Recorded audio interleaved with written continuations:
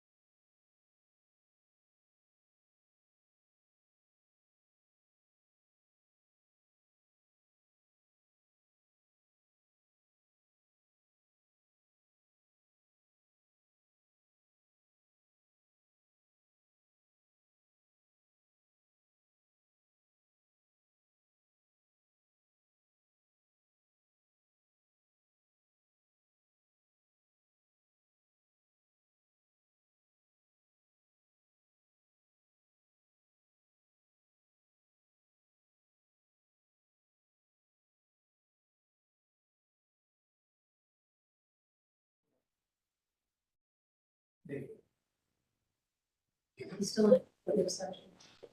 No, no. Okay, I mean, they are, but no. okay, all right, thank you. I didn't want to come in if they were. Nope. Hi, how are you?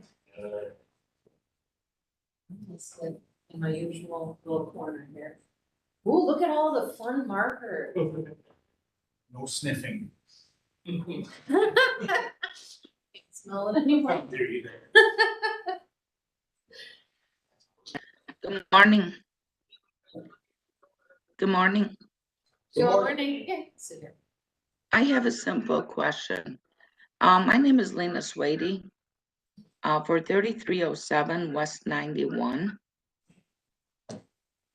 Sure. Okay, It's under Justin Swady, which is my son, and I'm the one who does everything for him. Does he have to sign in, or can I just represent him? you know, I can't answer that question. You have to wait till the meeting starts and ask the secretary, Carmela Davis. Okay. Okay, then I'll tell him to stay on standby, and I guess he could sign in the last minute. He's at work, so. Right, yeah, I can't tell you. I don't know. Do you have, Patty? do you have, I know, I'm the lawyer for this city, ma'am. So do you have Ms. Carmela Davis's email that she sent you the link? Yes, she did. Okay, have your son email that you are who you are, you're his mom, and that he's giving you authority to handle the matter for him. Okay? I'll have him do it right now. Have him copy you on that email. Okay? Okay, All right. great. Thank you. Sure. All right. Just They can represent them here, the board, but if they took further action before it, you can't represent them on the party, right? That's a legal practice of law, but they do allow for that here. Right. Right. But they are allowed, you are allowed to have an agent under the rules. As long as it comes from the property owner to Carmela authorizing it, that's all she needs.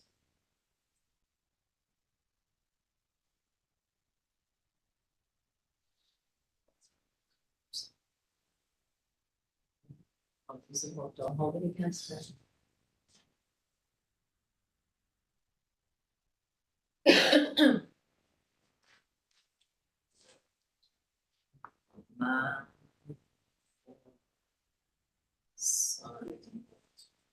I'm sorry, what? I'm just doing your comment. You guys are here for case back. Wait, you're here for spin. Yeah. No. I think you're online, right? Give me a break. The coffee has to kick in. Give me a minute. Okay. How you doing, Mark? I shut up. Talvin will be here, so, and I think you guys will technically be last, so if you guys wanna talk to Talvin beforehand, you wanna step outside, and you guys, between you guys resolve it, I'm here for the ride. As Marshawn Lynch says, I'm just here so I don't get fined. Just so you know, we're not muted, just so everyone Oh. knows. Everybody else knows that now too. Just Thanks, just Marty. want to warn you. You got the email also on that, right? Talvin is asked, did you see my email? That video? Yeah, Yeah, I've got it. Okay, You know, that's- hopefully- Talvin called me and asked, and I said, all right, I'll ask, but whatever. Fingers crossed. right, We would have technical issues. oh. It's a I day just and- played it earlier and it It's a worked. day ending in Y. Is Mr. Bradley coming in? I don't know. Oh, I don't get it. We'll wing it, right? Yeah. It's all good. So Maurice runs the show. Carmela's in charge. Maurice runs the show. These are the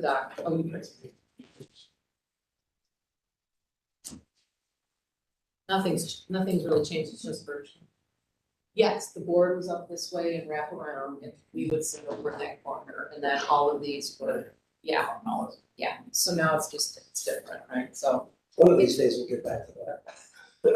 Or it's gonna be continue mixed, right? Who knows? I mean, planning commission has gone hybrid, Right, but we haven't gotten any direction for any of the boards yet, so I don't know. yeah, Maybe we'll well, stay like virtual forever. I don't know. or hybrid, right, Or like, hybrid, right. right, because we passed that code at the beginning, so we actually fall under that code that he reads at the very beginning, 101.1, blah, Right. blah, blah, right? So what I do at the very beginning, so, this is the, they will do their preamble, the preliminary, right? And then every time, this is what I do.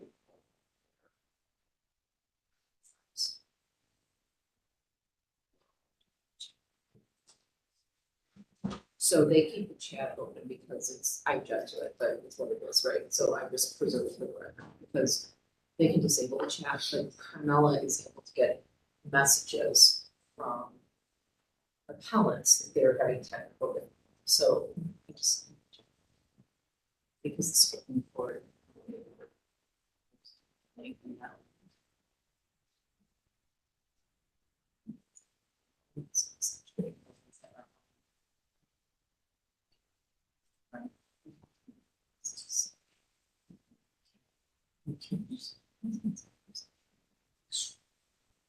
They are streamed live and they are then published to the city planning's website. Yeah, like it will stream on here. Come on down, like what game show was it? Come on down. Price is right, price is wrong. If you can talk with them, if you guys wanna resolve it, I'm happy as a clam. It's up to you. What's the blue and green? Because my son got, it's a little bit like that, but it was the Army, ARCOM. Oh, sure, it's under the Is that, this was the accommodation you got? Yeah, why? Okay, well, it would say on your accommodation paperwork. We never do it. Can't do two. Oh, you Can't don't. do two. Actually, I want to steal this chair here. These armchairs aren't very comfortable. And then if you wanna talk and you wanna have a lawyer out there, Dan, this is Dan Jacobson, Dave Chalvin, fire marshal. Pain in my tuchus, and I'm in pain in his back. We're live, by the way, this is on Marks. So, Well. but yeah, so they post them and they stay online on the planning's YouTube channel, so you can find them. I never go back and watch it, 'cause- hello, good morning. Good, how are you? I'm good. What's your first name? Dan, no, James. Oh, I'm supposed to be able to see those little letters. Where's your cheater readers? In my pocket. Mine are the gradiated cheater readers, 'cause- Don't hear one. oh. And then well, I was born very nearsighted, right? So at some points I'm like, No. Now you can see, I can see that. Even more distinguished. Oh, my God. I cannot believe it's the end of March. Yeah, one of our code enforcement lawyers. Because I've got to leave at 11, I've got an unavoidable conflict, hopefully we're concluded by then. How many hours in this that? They're at it, that's the docket. We're all set. I think they're all asking for time. Most of us. Waverly, Patty, a question, Vishnu is only here when you're not here, right? Vishnu represents the board, I don't know if he's gonna be virtual, he knew I was coming up. Okay. Yeah, but he was at his desk. I think someone came in to see him when I was leaving. We can call and get him up here. Okay. Lena was on for A20622. Her son is the owner, Justin. I'm gonna massacre the last name. It's for 3307 West 91, A20622. She was gonna be emailing, or the son was gonna email Carmella that she was going to handle the matter in his stead, because he's at work, okay? Just so you know. Do you need me to get hold of Vishnu? He already sent her. Okay, good. Okay. Thank you. Yeah, give him grief.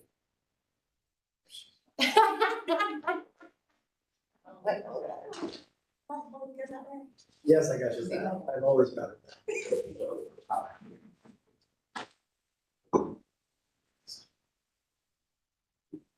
It's all good. Like that. Were you able to talk? Yeah, I called so many times. You guys, yeah. So where are you guys at? Like, he was trying to get hold of you. Yeah, I tried to call you guys the whole time. And I know you tried to get hold of him and then he had emergencies popped up. He calls you back after. Yeah, so you guys Yeah, I have a think we way to just- connect? He just plays phone tag. Okay. But I was, you know, I don't sit around too long. I got a lot of things going on in the city, so. I wish. Did you keep him running? He travels, he markets to them. Oh, So he okay. might. I bet. Have you guys resolved the fire? Let's start with the. So the fire doors, we talked about landlord and the church, and the fire doors are not in our unit, it's the other unit. Both have identified and said that towards it. Not in our unit. Okay, if it's not yours, it's so that you know it's, so there you go. So we will take further action. Okay, I'm glad to know that, okay? So because it does it Yeah. makes a huge difference. But we did And- talk to the and two the- managers of the Okay. other units. It was in one of them, we had to figure out where it was. And then, we emailed the landlord as well, they said Okay. they're. Okay. Do you know which one it is? Is this the one with the It's- chemicals on the website, right? So Well, I fire- talked to fire. both managers and there's no chemicals being stored in either units. They I said beg they to have- differ there, I was in there and they have So- lost this, they have. So, That's okay, But- they're gonna say what they say.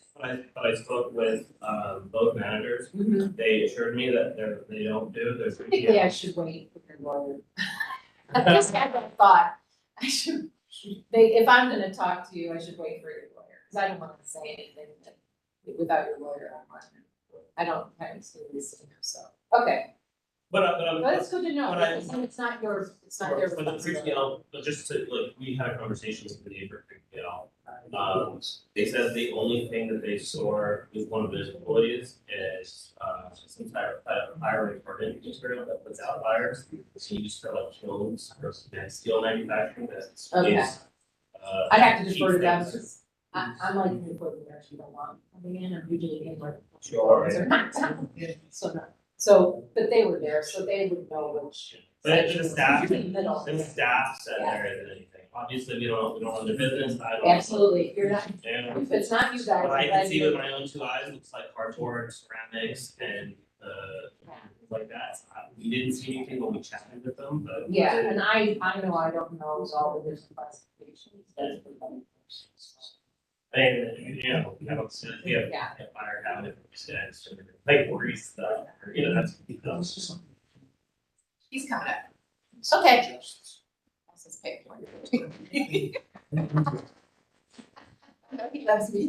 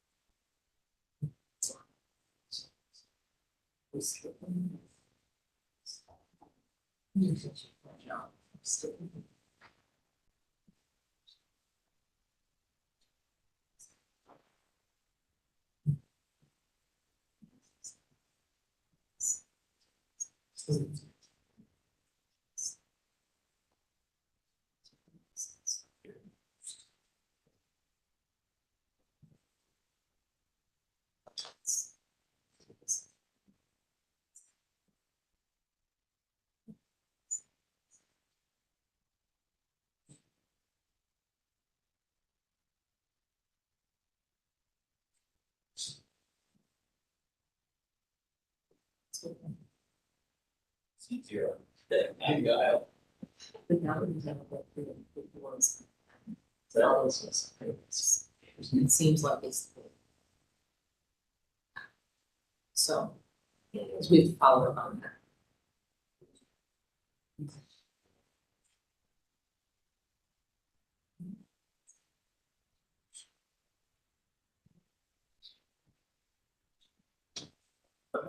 Bless you.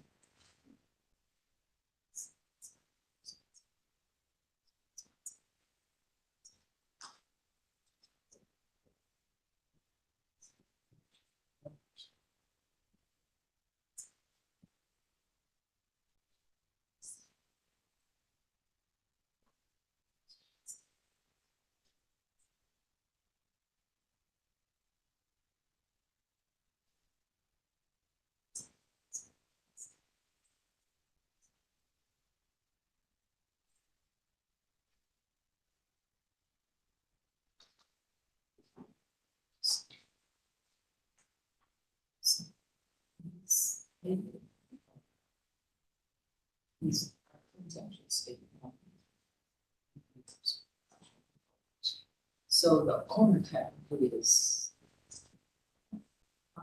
regional. It's not the owner in that. Hello, this is Tom Farmer signed in. Didn't really say. Somebody said. Hello, Eric. Hello, this Eric. Okay, this is Tommy Farmer. I talked. How you doing, Tommy? I'm great. Just want to make sure Okay. someone can hear me. I'm not for sure if I can be heard either. I'm trying to I figure hear, it out. I hear you, Eric. It's Barry. Okay, how you doing, Barry? Good. I didn't Hi, know Barry, if this is everybody's Tommy. face was supposed to pop up or not. Pleasure, Tony. This is Kathy. It was. So do we just wait till we call Eric, upon? I'm not. I'm on the audio only. I'm not on the visual. Dude, I'm in my I'm not- car. Okay. Okay. We I can don't hear think I'm you. on. We can hear you. We're Oh, waiting for okay. the board's, with the board secretary will be on. We can hear you. Okay, Thank you. thank you. Huh? Yes. He'll be virtual, and it will be virtual. I can't tell if he's on. Maurice might be able to see. We don't have that turned on. No. Maurice, We never have that turned on. is Vanover online? You see him in the participant panel? Yes. Thank you.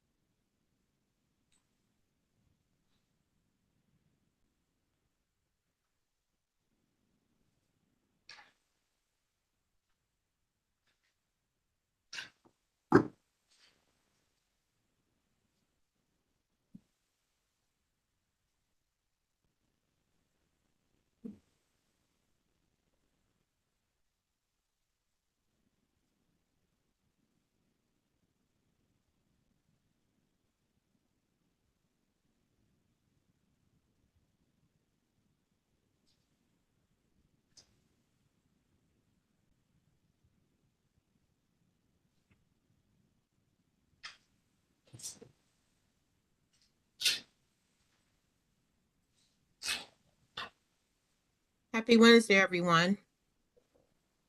Give us a few more minutes as we allow for some more board members to log on. Yeah.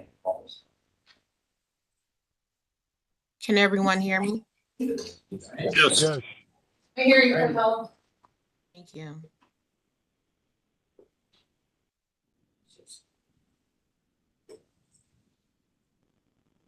Barry, could you tell me what docket you're associated with? I am. That's Eric Barrett, my client. Okay, thank you. We ask at this time that everyone put their mics on mute until your docket is introduced. You will hear the chairman read off the docket number. You will hear me give a little history on the docket. You will be sworn in, and then you will be giving your, have the opportunity to give your testimony.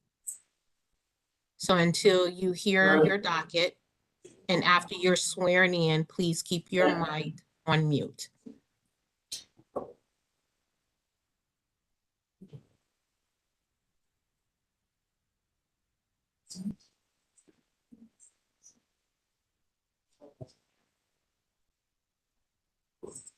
Just gonna be careful.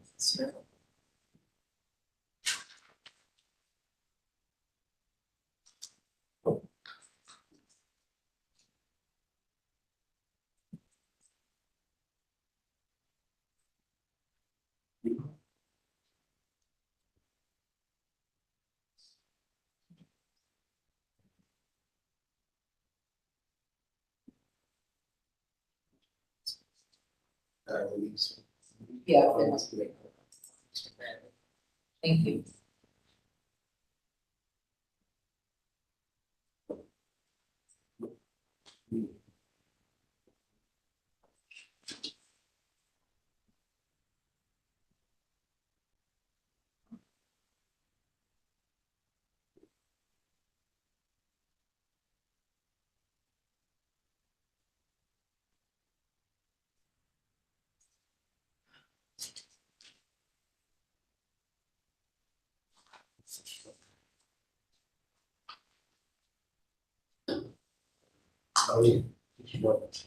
Bonjour.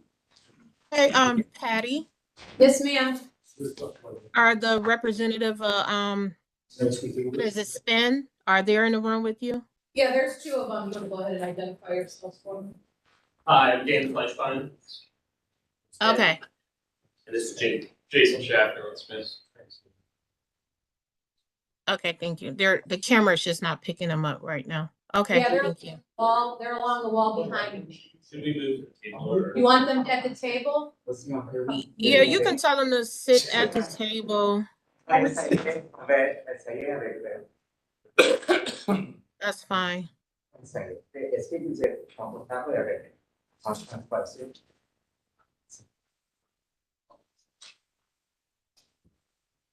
Hi, Carmela. Let's see.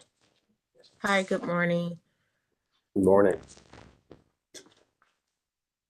Okay, I don't see Mr. Bradley yet. I have one calling user. Could you please identify yourself?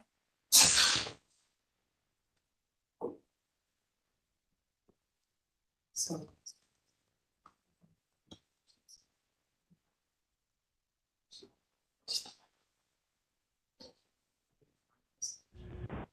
It might be me, Carmela. Oh, that's you, Tom? Okay. No, it's not. Mine's actually coming up as my name this time. Yeah, you are. Okay, well, we'll deal with it when we kind of, let me see what's going on with Mr. Bradley. Give me 1 second.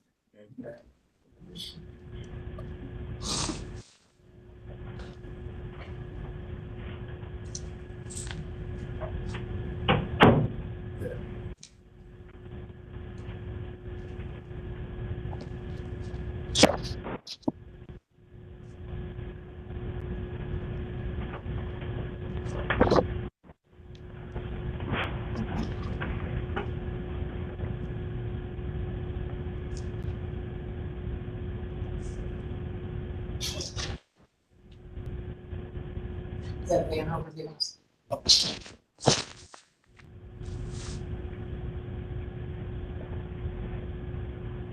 do you tell him? Tom, I think you're giving us feedback in the room at 14, so you know.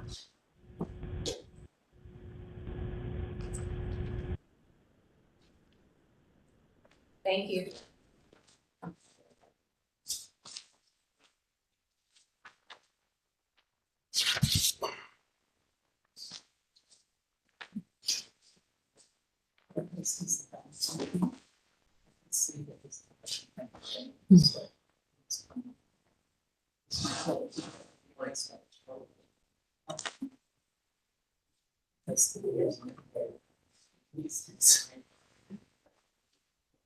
We've all had to become our own IT people. I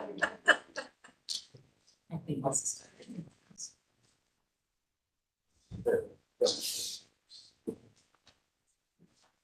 This is your. That never happens. This is from.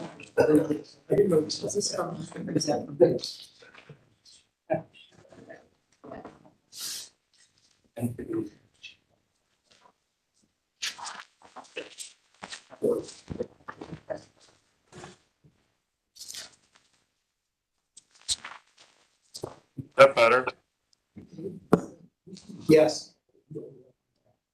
So don't make me talk.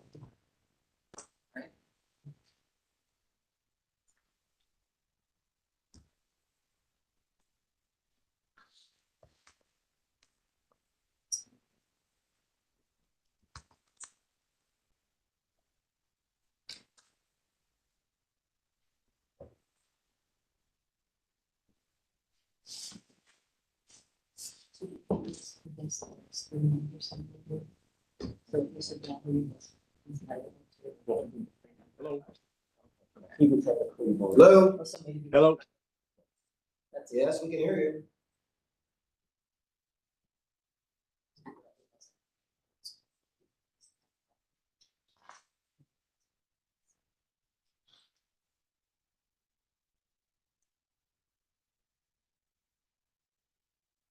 Is that the chairman? I don't know who was his meeting.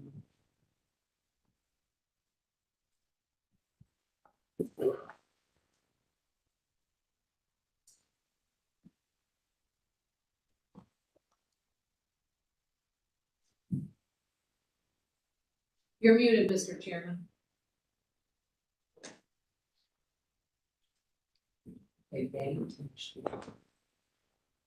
Okay, Mr. Chairman, you can go ahead and proceed.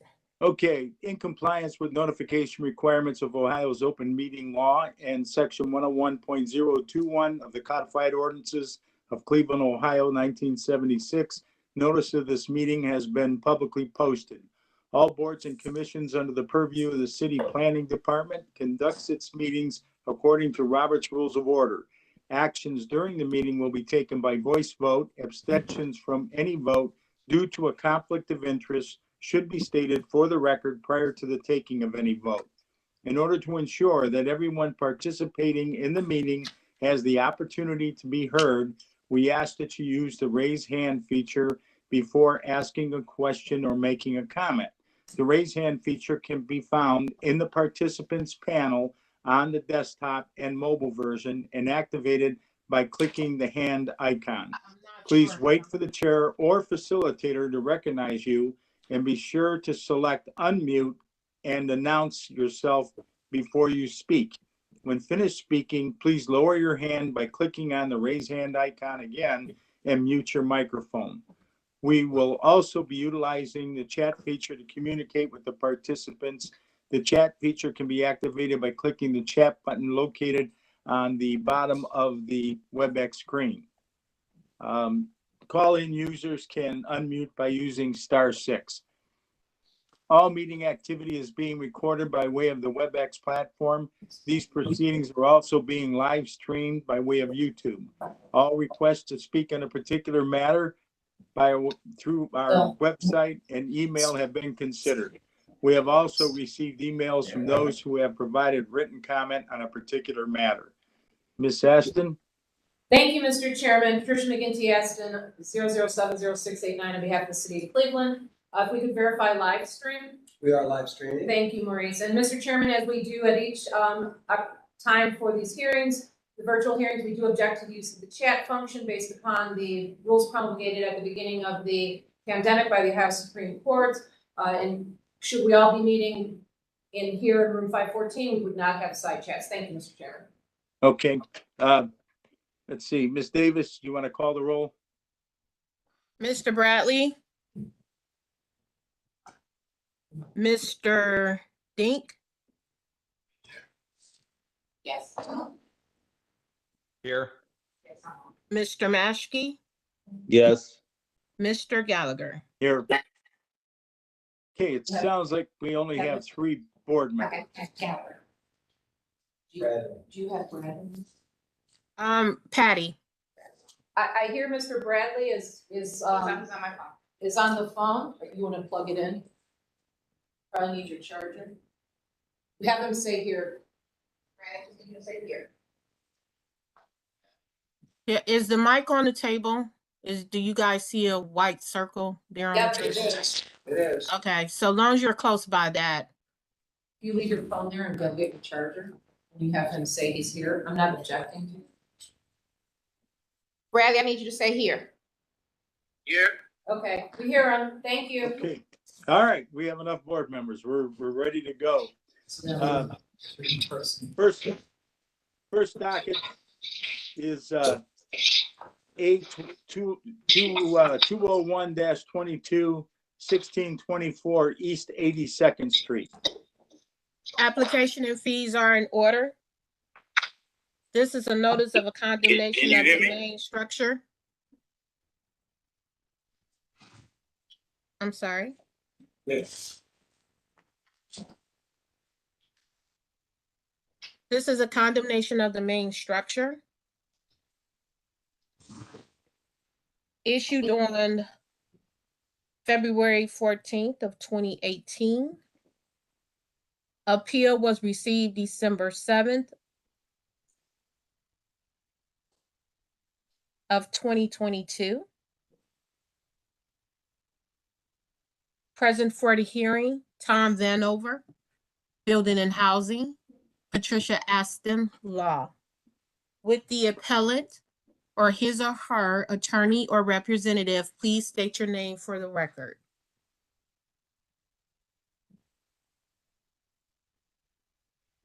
To the chair, Carmella, the appellant does not speak English very well and did not have a translator. So with your permission, I spoke with him and he speaks French and I'll try my best to translate over, just with a disclaimer that I'm not a professional translator. So, Mr. Chairman, to Mr. Gaglani, is that for this one on 1624 East 82nd? That's this first one? Yes, that's. Okay, and so long as he says he is to the property, Mr. Chairman, the city has no objection to that. We would ask that when you swear in the appellants, you swear in Mr. Gaglani first, that he gives a true and accurate translation. But otherwise, we have no objection to that, proceeding that way. It will be a little slower because he's got to translate and then tell you what the appellant is saying, but we have no objection. Okay, well, who's ever given the testimony or the owner that's involved in this solemnly swear to tell the truth, the whole truth, so help you God.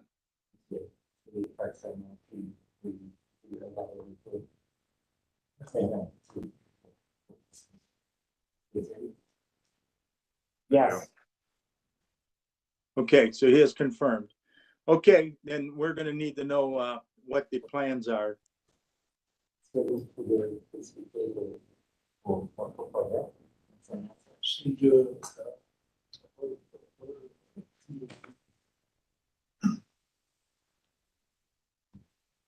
He intends to renovate the 4 apartments.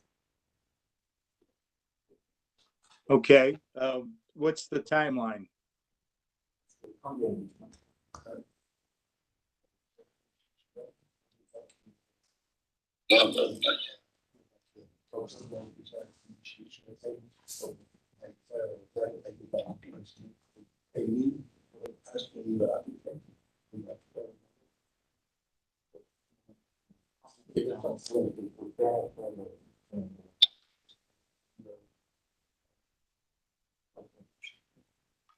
Okay, so the appellant says, he's from Ferguson and he's got a visa issue. His visa, expires on the 9th of April. Hello? He's got to go back to France on the 8th of April. Hello? Hang on, Mr. Bradley, Ms. Vishnu is translating. And so he will be back in May, and so he's asking for 5 months. Yeah, 5 months. Okay, I'll go over to Mr. Vanover. So, Mr. Chairman, this property was purchased. It was sold in May of 2022 and then resold in October of 2022. And the condemnation was disclosed as part of the sale. This property was condemned when it was purchased. The buyer was aware that it was condemned. And we would ask that, and it's in advanced stages of disrepair. The requirements to bring this out of condemnation would require plans, schematics, and a considerable amount of work that it doesn't appear has been done yet. And this is the cost of, buying, this is a rental property. So this is the cost of buying investment property.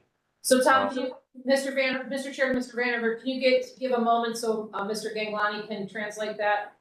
Sure. Sure. Thank you. Thank you, appreciate it. Alain.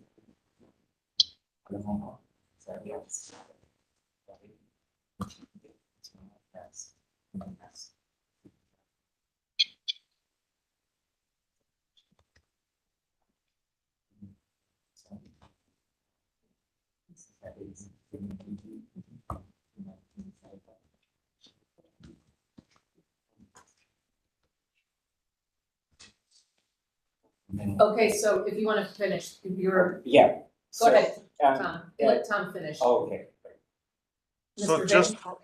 just for a matter of clarification, is this property is owned? Hold on, this Anachala Ram LLC? Yes. Okay, so Mr. Chairman, this property is, it's corporately owned, it's an investment property, and it was purchased condemned. So the condition of the property influenced the purchase price. I don't know if you want to translate that. Okay, I will, thank you.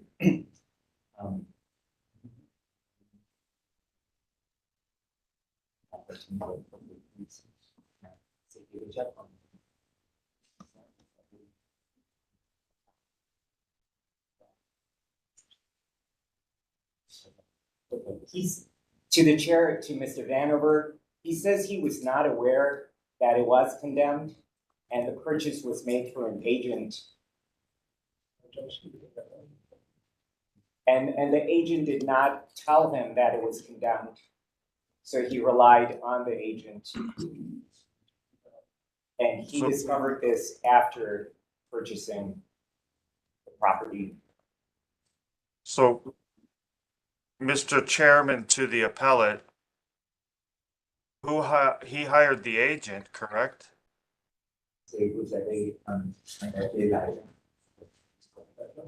Yeah, that's right. Wait.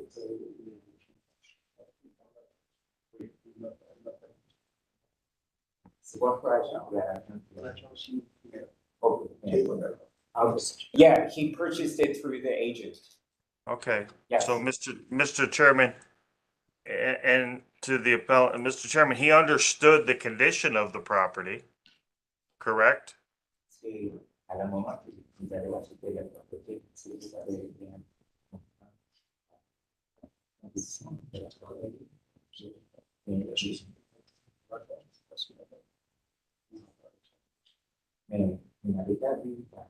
She usually does.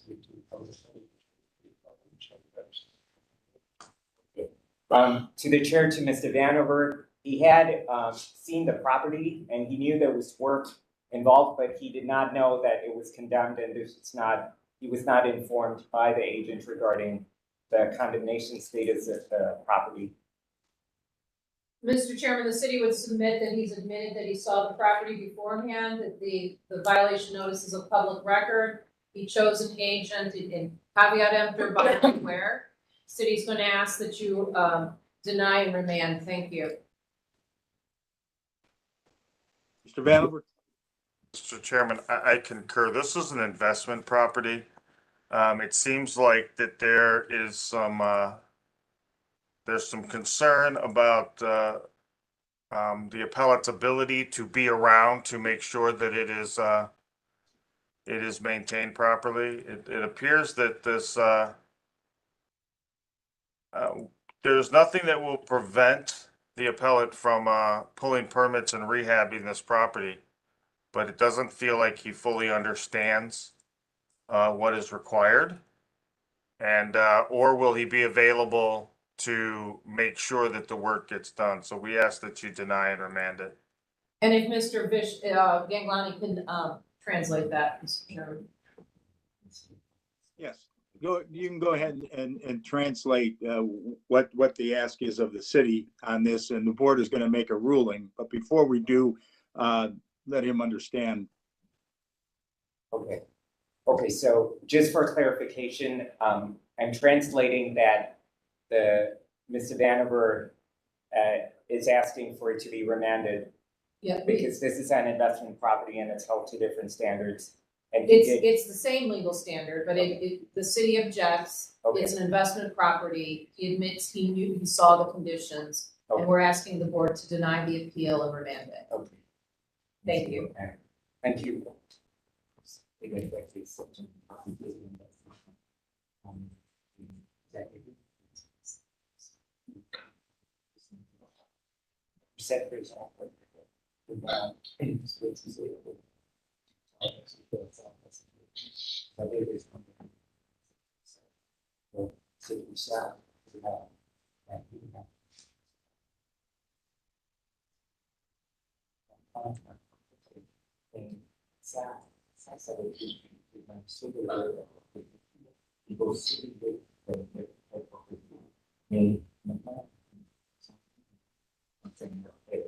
Makes sense.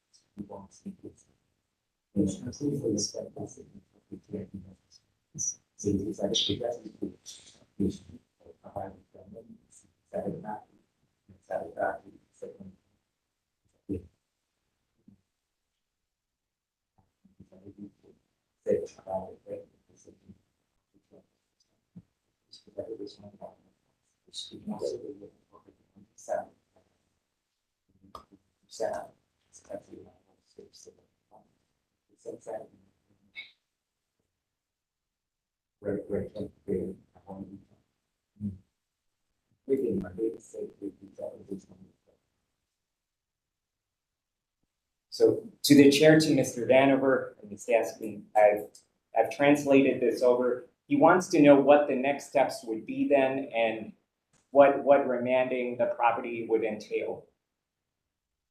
So, Mr. Chairman, to the appellate, it would allow the city to proceed with administrative actions, including, as stated in the notice of violation, possible prosecution, or if the city's forced to raise the structure. The expectation would be that immediately a design professional or a professional is engaged and contractors are engaged to begin work on the structure immediately. Actually, the expectation would have been that within 10 days of purchase, this work would have taken place. Now you can relay that to him and let him know. But meanwhile, That's not going to change the decision, I don't think, of the board, but we're going to move forward with the motion. And it is in order to deny more time and remand the property to the Division of Building and Housing for any further action. So moved. Okay, moved by Mr. Maskey. Second. Okay, second by Mr. Denk. So again, you follow, what Mr. Vanover said, that if you Mr. turn down. Chairman, Vishnu needs to translate that first. Right, He right. Well, can't. he can, but it. Due process requires it, Mr. Chairman. Yeah, that's fine. Go ahead. So here's the motion too. Thank you.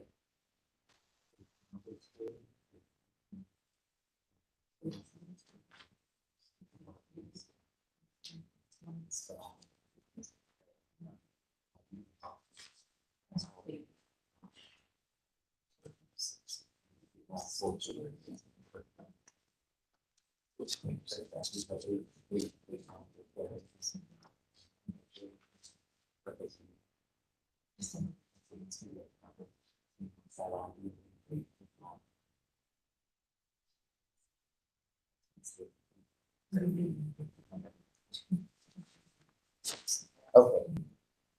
To the chair, I translated that is request, about the motion. Thank you. Yeah, thank you. Okay. All right, Miss Davis, what needs to be done now? She needs to call the roll. Mr. Bradley, He said yes. He said yes. We heard him. Mr. Dink, Yes. Mr. Maskey, Yes. Mr. Gallagher. Yes. Okay, notification will be sent out within 2 weeks. Thank you. To the chair, sir, if he has one last question, and I'm sure this might not be in jurisdiction of the board, but he's asking where it's possible to undo the sale or to render the sale void and with some, because he did not know, would the city be able to help? Mr. Chairman, the city cannot give him legal advice. He can talk to a lawyer. Thank you. Thank you. Okay. Thank you, Ms. Aston. Okay. Next docket, A 20322 13204 Puritas Avenue. Application and fees are in order. Notice of violation is interior and exterior maintenance, issued on November 10th of 2022. Appeal received December 8th of 2022, requesting for more time to abate the violations. Present for the hearing, Tom Vanover, Building and Housing, Patricia Aston Law. With the appellant or his or her attorney or representative, please state your name for the record. Good morning, Joe Strake, attorney for the appellant, Will Pintus Puritas LLC. Okay, Mr. Straker, you solemnly swear to tell the truth, the whole truth, so help you God? I do. Okay, very good. Go ahead and proceed. Let us know what your plans are. I'm pleased to report, it's my understanding that I believe everything on the list, items 1 through 7 have been, actually through 9, have been addressed and corrected. I tried to reach out to my property manager to see if the inspector had confirmed that yet, and I don't know that, but it's my understanding everything has been addressed and remediated.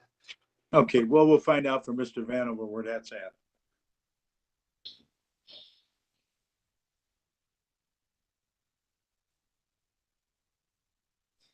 Mr. Vanover, you looking it up?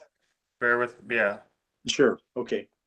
I can't further advise the board that the bulk of these are in one particular unit, and that particular tenant has since moved on to another complex, it's my understanding. So I'm not sure if that's relevant or not, but.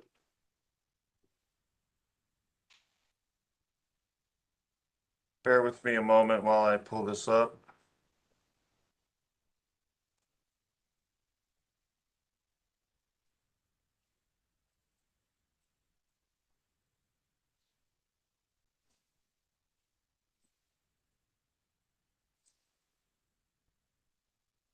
So, Mr. Chairman, it appears that there are still 2 open violations on this property. I don't believe, based on the appellant's testimony, a follow-up inspection will be required. So the violation notice is open and will remain open until the inspector, apparently the last inspection that was scheduled and resulted was from January 6th. It's the responsibility of the property owner to contact the inspector for a follow-up inspection. So based on this information, we would ask that you deny any more time and remand it back to the Department of Building and Housing. And if everything is corrected, then the follow-up inspection will be conducted and the inspector will close the violation notice as compliant. Mr. Stricker, you care to comment? Yes, if I may, Mr. Vanover, do you know which two of the 9 you are still showing as open? I'm showing the violation notice as a whole. So there was the 2 violation notices issued, with each of them with multiple items. So the specific, it appears that none of them have been inspected for completion. So they may be, the individual items on the violation notice may be complete. However, there hasn't been a follow-up inspection to confirm that. So I'm speaking to violation notice 230-02815.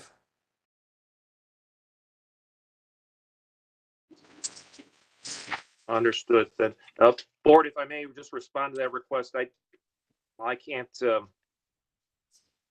verify if any contact's been made with the inspector. I know my client, the property manager, did reach out.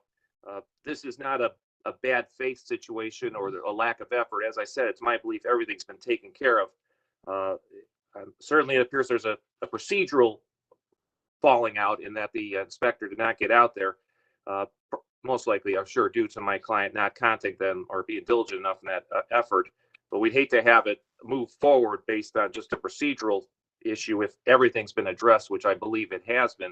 I'd ask for just a little time to get the inspector out there. We don't need months, certainly. I mean, the inspector could probably get out there certainly within 30 days, and we can get this cleaned up and dismissed in that way. We'd far prefer that if at all possible. Okay, we can do 30 days till April 28th to with no extra time being given to abate the violations and have it inspected. Motion so in order. So moved. Second.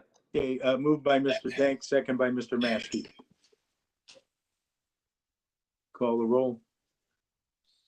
Mr. Bradley, He said yes. Mr. Maskey, Yes. Mr. Dink, Yes. Mr. Gallagher. Yes. Okay, notice will be sent out within 2 weeks. Thank you. Thank you, board. Okay, next docket. A 20422 903 East 123rd Street. Application and fees are in order. Notice of violation is a condemnation of the main structure issued on November 9th of 2022. Appeal received December 8th of 2022, requesting for time to abate the violations. Present for the hearing, Tom Vanover, Building and Housing, Patricia Aston, Law. With the appellant or his or her attorney or representative, please state your name for the record. Barry Galabaugh. I apologize. I'm signed in two times, so you're getting an echo. Okay, yeah, you're good. So Mr. Goluboff, solemnly swear to tell the truth, the whole truth, so help you God.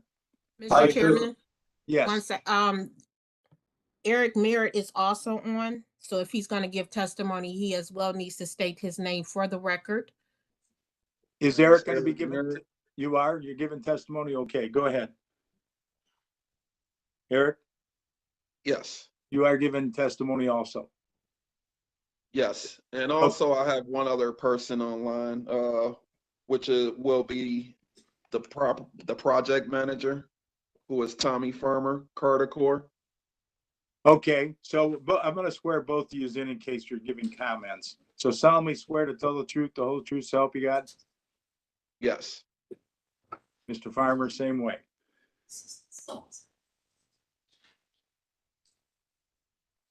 Okay, we'll use, I guess, Mr. Goloboff, you're gonna be doing the speaking to begin with? Yes, I will briefly, my client has finally received the drawings and the estimate.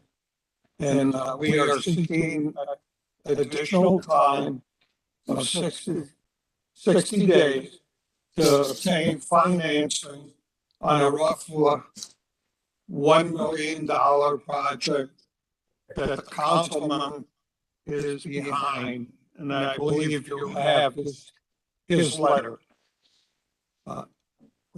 As to the details, my client, Mr. Merritt, will testify. Okay, well, we might as well hear that. Go ahead, Mr. Merritt.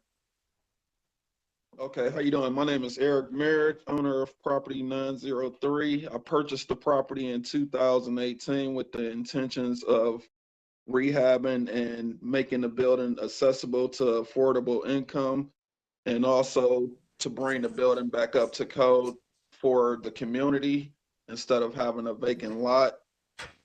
In 2020, as we all know, we were unexpectedly hit by a pandemic and had to experience a city lockdown. And abruptly, delays in business fundings and limited access contractors and other property services I needed to carry out the rehab successfully just wasn't there during the lockdown. I purchased the property in 2018 with the intentions, which in 2018, I got into a nasty car accident and got smashed in, which delayed the process. In 2021, my identity was compromised along with all of my devices, and I was no longer able to use any of my devices or financial to rehab the building. But at this moment of time, I have taken into consideration and did reach out to the city councilman, which is Kevin Conwell, who have sent over a support of recommendation for the project to complete the project. I have also consulted into contractors, financial lenders to rectify the property violations, and in the process of speaking with other lenders and grant holders to try to rectify the building. I have had drawings drawn up because the building didn't have any drawings, which this is a big building and also a big project. So I asked for more time to complete the situation that we are in right now. And pretty much to bring the building back up to code as a staple to the community and as an asset to the community. Is it occupied at all? The building is not occupied at the moment. We have been doing a lot of due diligence work around the clock to try to get all of the drawings, all of the mechanics and everything else that was needed to move forward with the project, which we pretty much are there. We have the numbers of value of what it will cost to get the building back up and running. We also have pictures of what the project will look like before and after. And I humbly ask for additional time to restore the building and reserve the demolition of the building located at 903. Okay, do you have a timeline on when you're going to be turning that information into the city? Okay, the drawings and the numbers and everything have been submitted over to Arnold Lockett from the Community Development Department and also the county. And any other documents that needs to be turned over for the project, I can submit over to the city. I didn't have a chance to get the documents over through the email link that was sent due to the fact of my information and identity being compromised in all of my devices. You've got that back up and running now, right? At the moment, I'm still in the process of going through this situation with my identity. Okay, And all right. Well, let's get over to Mr. Vanover and see what he has to say. Mr. Chairman, so this is a very, I'm sorry to cut you off, but also I would like for the contractor, the project manager to also give his input into the project. Who is Okay. Tommy Furman, if he's still on? Tommy, is you still there?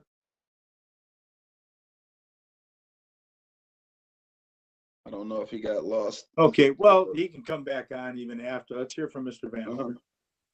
so, Mr. Chairman, I do agree, this is a large 21 unit apartment building. And not something that the city would like to see raised in the neighborhood, nor would we wish for the public to fund the demolition. However, this property was purchased 18 months or more prior to the pandemic. My concern is that it seems like it is it's currently not funded. And as you're aware, we will not entertain more time to secure funding. The building was purchased from foreclosure in 2018, so there should have been an expectation of funding in place as well as a renovation plan. This could have been well underway by the time the pandemic hit and before the identity breach. That being said, we would not object to a limited amount of time to submit the plans. The expectation is that the permit and the plans be submitted to the city for permitting, and that a short period of time, the most of this is interior work that needs to be done from what I'm seeing from the records. We would not object to 30 days to submit for permit and 6 months for the completion of the project. Okay, we'll give you a chance, Mr. Merritt, to go ahead and respond to that. Okay, now, as far as funding go, I am working with Arnold Lockett from the Community Development Department, and I am working with Kevin Conwell, the councilman, who have submitted over us full support of this project. Now, the project is a big project. This is a 21 unit apartment building, which is mainly cosmetics in the inside. This is a sound building. It has good bones. Now, it may take longer than 6 months to complete a project to this extent. And as I stated earlier, I am in the motion of talking to lenders and bankers at the moment who needed all of the information as far as cost and everything else to assess the loan for this building, for the project. And I have been working very hard to get to this point that I am right now with lenders and with city workers to make this building accessible again. So I asked for a little bit more than 6 months, if possible. Well, what we'll do is if you're working on it, okay, that's key, then, getting more time isn't a problem. What we don't want to see is this thing sitting. So if we give you 30 days, once again, to get in for the permits, to begin the process, and then, and that would be by April 28th. And then by September 28th, 6 months to complete the violations. That's 2023 also. If you need more time, you can get more time as long as you're moving forward with the project. You won't have any problem, I don't think, securing any more time, even if you have to come back to the board. So that motion is in order. So moved. Second. Okay, moved by Mr. Denk, second by Mr. Maschke. Call the roll. Mr. Bradley, Yes. Mr. Maschke, Yes. Mr. Dink, Yes. Mr. Gallagher. Yes.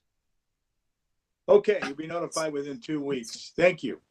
Okay, excuse me, I'm sorry, but can I explain something else? You can, go ahead. Okay, also, like with the lenders of the bank, I mean, we all know that the banking crisis have came about, and some of the banks is moving a little slower than others. So I just asked for more time, for enough to get all of the financial side of things like rectified.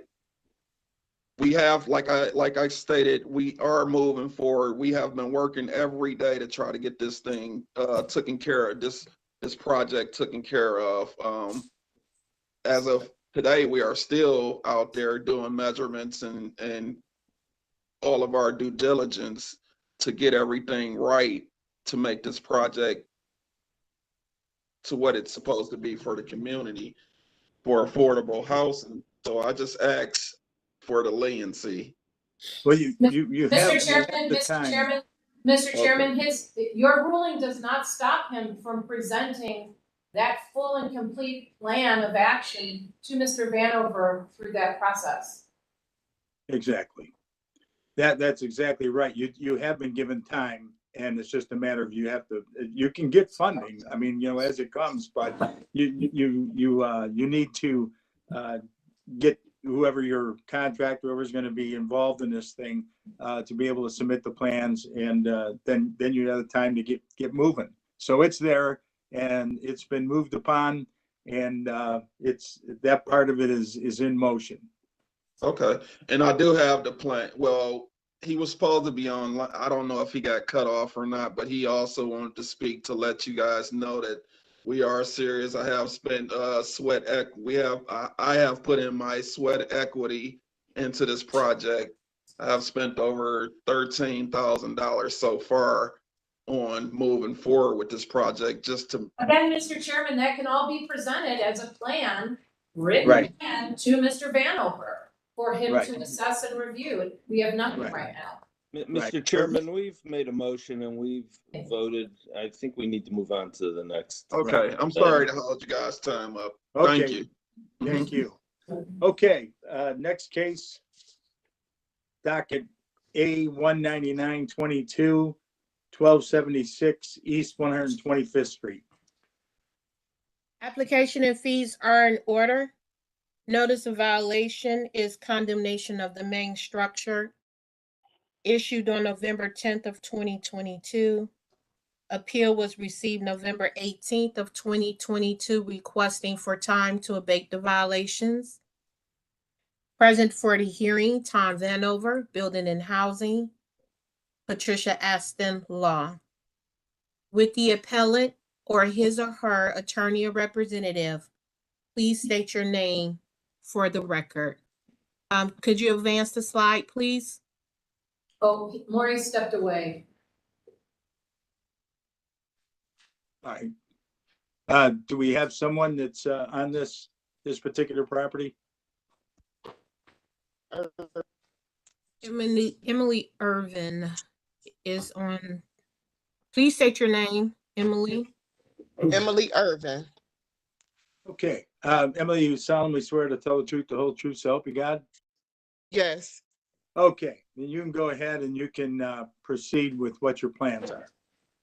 Okay, so I didn't have intentions to rehab. What I've been trying to do is to have the property demolished. When it was left as an inheritance, both of my parents are deceased as of 2013, and we were given two properties. This one in particular, I had lived in for approximately 20 years. And because they didn't have a will, it was probated over to me and my other 7 siblings. The biggest part of my struggle, one, has been financing. So I did take on a second job because the amount of the demolition, the cheapest estimate I got to start the project was $4,500. Since the time that the inspection was done, I've saved now $2,400 of money to go towards the project. I'm self-employed, which is why I took on a second job, because the money was coming a little bit too slow. I don't have legal help doing this. I'm kind of undertaking this myself because it's not my principal residence. I didn't qualify for some of the free legal assistance I could have gotten through legal aid. So step by step, I've just been kind of undertaking things on my own. There was also a lien placed on the property through the water department. Oh no, they said it was for sewer. I don't know what's the difference between the two. And the communications that I received from the representative at the water department, Ms. Oliver, they did an adjustment to the bill because when I requested service be terminated at the time the last person moved out of the house, it wasn't. So I was paying water charges that had accumulated from busted pipes, etc. So that's another issue I'm dealing with the property. But my request for additional time was just to secure the rest of the money that I need to have the demolition done. They said that the price they gave me included whatever permits needed to be accessed by the city in order for them to tear it down. So I'm about a little over halfway there. Okay, yeah, you are in charge to be able to do this, is that correct? Yes, I've been doing everything, including the communications, the payment plan on the taxes, everything has been undertaken by me since the beginning. Okay, very good. Let me go over to Mr. Vanover. So, Mr. Chairman, to the appellate, do you live at Wade Avenue in Cleveland? Yes. And what is who is the contractor you're dealing with regarding the demolition? The name of the company is Cleveland Demolition. Okay. And Mr. Chairman, to the appellate, what kind of what is the time frame you're requesting? Well, let me see.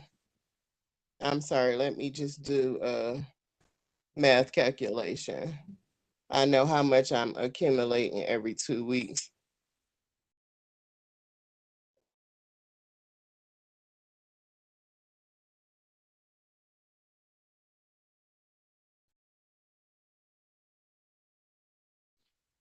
So in 7 months, I'll have the total amount of the demolition money. He said that he would begin the project with a half down payment.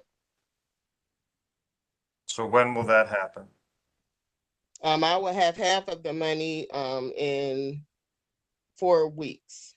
Actually, less than 4 weeks, but it'll be on my 4 weeks check. Okay. I will have accumulated enough for him to begin. Okay, so Mr. Chairman, to the appellate, understand that the responsible route is for you to pay to have the structure demolished. If the city is forced to demolish the structure, our average demolition cost is $10,000 per structure. That's what I was trying to avoid because I found the estimate cheaper, which is why I was trying to undertake it myself versus just letting And that it is what go. we wish. We wish for you to do that, Mr. Chairman, to the appellate, because you'll receive the bill from the city demolition department as well. However, as you can see from the photos presented, this is a nuisance in the neighborhood, and there's debris outside that needs to be cleaned up. We would not object to, based on the information provided, we would not object to 45 days to get the project started and get that structure taken down, with the understanding that immediately this debris around the structure will be cleaned up, and it'll be at least made somewhat, presentable and on the exterior yard, even if that means throwing the debris into the structure until it's demolished. But the exterior, all the debris and the trash around the exterior has to be cleaned up immediately. Okay. Okay, so that 45 days will give you the time to actually have your funds in place and have the thing taken care of. So we'll give you 45 days. That'll be to May 12, 2023 to abate the violation. Motion? I'm sorry, Mr. Chairman, could you repeat that date for me? Sure. It's May 12th. That's 45 days, 2023. So moved. Motion by Mr. Dank, Second. second by Mr. Master. Mr. Bradley? Mr. Dink? Yes. Mr. Maschke? Yes. Mr. Gallagher? Yes. Okay, notice will be sent out within 2 weeks. Thank you. Thank you. Okay, next docket, A 222, 3478 East 145th Street. Application and fees are in order. This is a notice of a condemnation of the main structure issued on November 11th of 2022. Appeal statement was received December 5th of 2022, requesting for more time to abate the violations. Present for the hearing, Tom Vanover, Building and Housing, Patricia Aston Law. With the appellate or his or her attorney or representative, please state your name for the record. Mark Santee is present. Okay, Mr. Santee, you solemnly swear to tell the truth, the whole truth, so help you God? I do. Okay, go ahead and let us know what your plans are. Yeah, by way of brief background, my neighbor's property exploded and you can see there my duplex caught fire. Been working diligently through the insurance process to determine if I could rehabilitate the property or if it needs to be raised. That process is nearly complete, and it looks like I'm going to have to demolish the property. So I don't know if you're able to see a permit in your system yet, but I believe permits have been pulled to demolish the property. And I let Ms. Bowens know of that fact in advance of the hearing. I just don't want the city to step in and demolish it. I heard reference to $10,000 being the average cost, but anecdotally, I'm hearing something much different. So I just like to demolish the property myself, and perhaps 30 days to do that would be sufficient. I actually expect the property to come down later today or maybe tomorrow. But in case there's any snafus in the permitting process, I think it would be appropriate to just have a little buffer there. Thank you. Okay, Mr. Vanover. Mr. Chairman, to the appellate, yes, as a double, that cost is about double. So a single family home average is about $10,000, and then the double it exponentially increases. We don't object, Mr. Chairman. There is a permit in the system for the raising of the demolition of the structure. So I think that 30 days is a reasonable time, with the understanding that any debris or any, it's we had some high wind days last week. We will have high wind days today. Between that time, that any debris or trash or anything on the exterior of the property is maintained. Okay, sounds good. So motion is in order for April 28th, 2023, which is 30 days to demolish the property and abate the violation, and with the caveat that the area be cleaned also over the debris and maintained. Motion? So moved. A motion by Mr. Maschke. Second. Second by Mr. Dank. Mr. Bradley? Mr. Maschke? Yes. Mr. Dink? Yes. Mr. Gallagher? Yes, you'll be notified within 2 weeks. Thank you, Mr. Santry. Good day. Next docket is A 202-22-11015 La Rose Avenue. Application and fees are in order. Notice of violation is interior and exterior maintenance, issued on November 10th of 2022. Appeal received December 8th of 2022, requesting for time to abate the violations. Present for the hearing, Tom Vanover, Building and Housing, and Patricia Aston Law. With the appellant or his or her representative, please state your name for the record.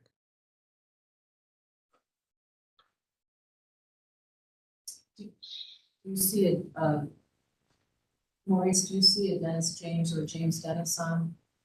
Nope. Or any caller user? Mr. Chairman, this is Patty on behalf of the city. It appears that there is no one on the participant panel that identifies as a Dennis James or James Dennis or an unidentified using caller. You go ahead and swear in Mr. Vanover. I will do my service inquiry of Ms. Davis. Thank you. Okay, Mr. Vanover, solemnly swear to tell the truth, the whole truth, so help you God. I do. Proceed, Patty. Thank you, Mr. Chairman. To Ms. Davis. Ms. Davis, does the notice of today's public hearing get returned to you for any reason? Mr. Chairman, to Ms. Aston, no. Thank you. And did you receive any communication on behalf of this docket or this appellant who provided you with an email address on the paperwork regarding this matter? Fax, email, voicemail, etc. To the chairman, to Ms. Aston, no.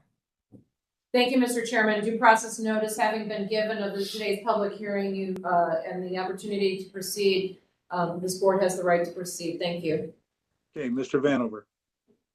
Mr. Chairman, to Ms. Davis, what is the request from the appeal statement?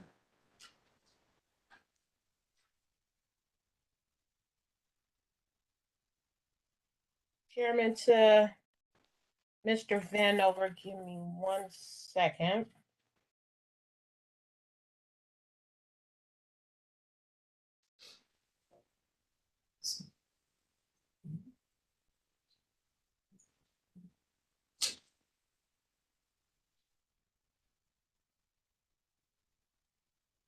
The appellant did not issue a written statement for time.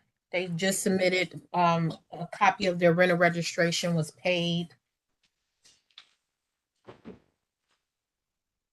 So, Mr. Chairman, upon Mr. Vanover's testimony to this board about the conditions as the photographs will demonstrate, so he's going to ask that you uphold, deny, remain. Thank you. Okay, Mr. Vanover. Well, I don't know that that's accurate, Mr. Chairman. Mr. Chairman, the inspection record shows that progress has been made. However, without a formal request specifying how much time the appellant believes that they are going to need, I can't make an opinion. So, in their absence and based on the conditions of the property, even though some progress has been made, I would ask that you deny and remand it back to the department. It appears that the owner is a local owner, and just short of having an actual request, I would be remiss to present the time period. So we would ask that you deny and remand it back. And Mr. Chairman, also, in 2 weeks before you adopt it, if they want to be heard, they have the opportunity to do so again at that time. Thank you. Okay, yep, we've done that in the past. All right, a motion is in order to deny more time and remand the property to the Division of Building and Housing for any further action. Motion? So moved. Okay, moved by Mr. Maskey, Second. second by Mr. Denk. Mr. Bradley? Mr. Maskey? Yes. Mr. Dink? Yes. Mr. Gallagher? Yes. Okay, notice will be sent out within 2 weeks. Next docket, A 206-22-3307 West 91st Street. Application and fees are in order. Notice of violation is hazardous conditions. interior and exterior maintenance, and no permit. Issued on November 17th of 2022. Appeal was received December 12th of 2022, requesting time to abate the violations. Present for the hearing, Tom Vanover, Building and Housing, Patricia Aston Law. The board did receive an email about an hour ago from, I believe it's Justina, the owner, stating that she gives authority for her mom to represent her today. So if the owner's representative is present, please state your name for the record. Lena Swady. Ms. Swady, do you solemnly swear to tell the truth, the whole truth, so help you God? I do. Okay, go ahead and let us know what your plans are. I did pull permits. I pulled an electrical, plumbing, and general. The electrical inspector has been out to the house this morning, actually, and he did pass it.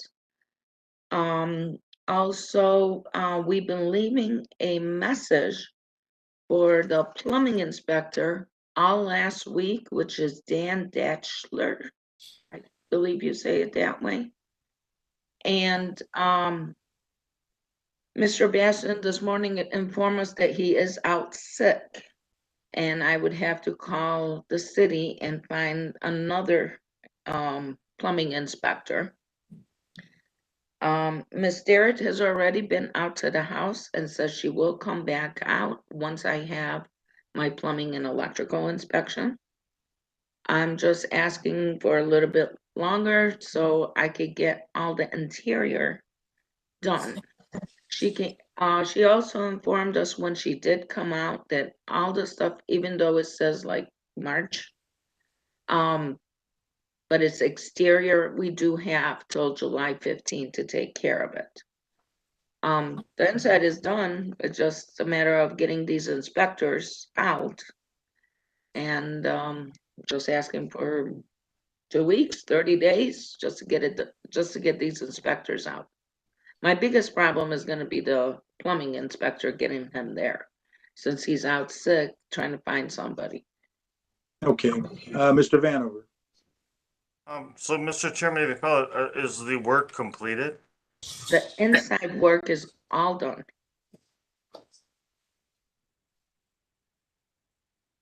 Is the plumbing? Is the plumbing also? Yes, everything is done. We just Okay. got to get them out.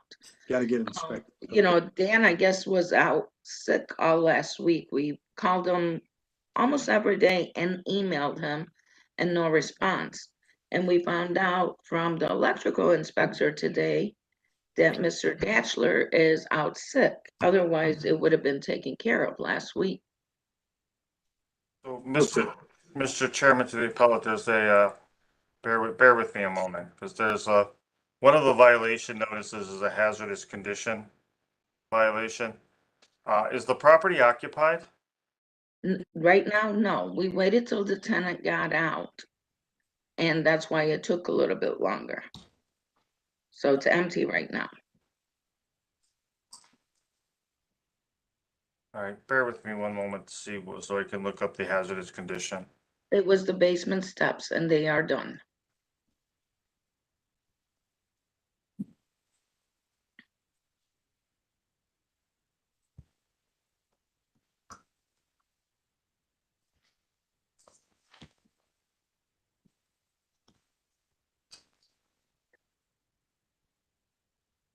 And you said Inspector Derritt, Mr. Chairman of the appellate, Inspector Derritt has been out? Yes, she has. And she says she will come back out after we get our electrical and our plumbing inspections done, so she could close out the interior. The exterior we have till July, which as soon as the weather is done, we'll get somebody right on it. Ms. Davis, do you have a contact phone number for the appellate? For the appellant, Chairman to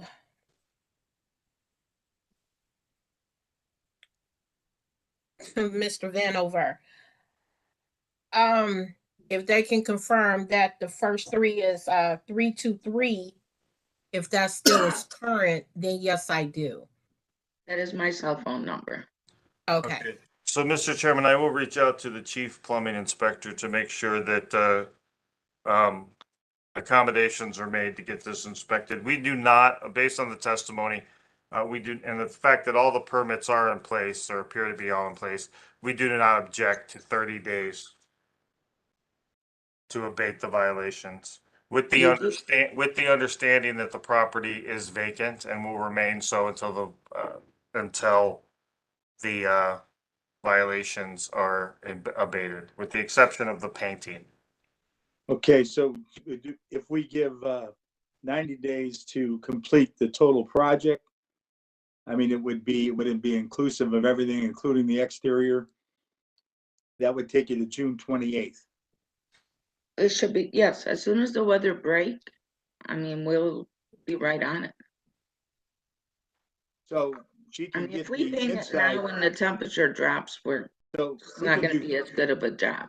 We can do 30 days so that she can rent. She would complete the inside, and I think that's what you were mentioning, Mr. Vanover. Get that completed, and then she could possibly rent and then complete all the violations by June 28th, 2023. Mr. Chairman, that's fine with me. The notice of violation for the exterior work is already into June, so its compliance time will be right in line with your original statement. So I think 30 days to get everything else, and then she can rent the property is appropriate. Okay, so that's what we'll do. A motion is in order to give to April 28th, 30 days, 2023 to get your inspections and abate the inside violations. Motion. Yeah, as soon as we get the plumbing guy out, we'll call Miss Derritt. Well, that's good. We're You just know, giving so a it little could be extra done time. in 2 days. I just Right. don't want to be, Yeah, no, that's no you know, problem. not a We're giving- compliance and anything. We do everything legally, so.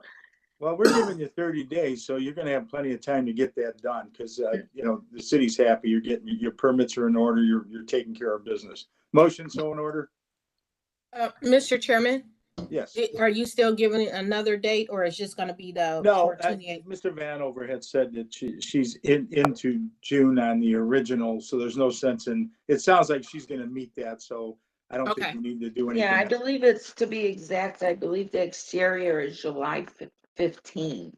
Okay, well, you're covered. So, yeah, I'm You're- covered. I just, the interior, which was the date, and that's why we asked for the extension, so the tenant is out and we could do everything. I mean, Okay. the electrical inspector made us rewire the whole house pretty much and put new boxes and everything, so it's all done and taken care of. And he was out this morning. Okay, motion for 30 days. So moved. Okay, Second. Mr. Dank, second by Mr. Maskey.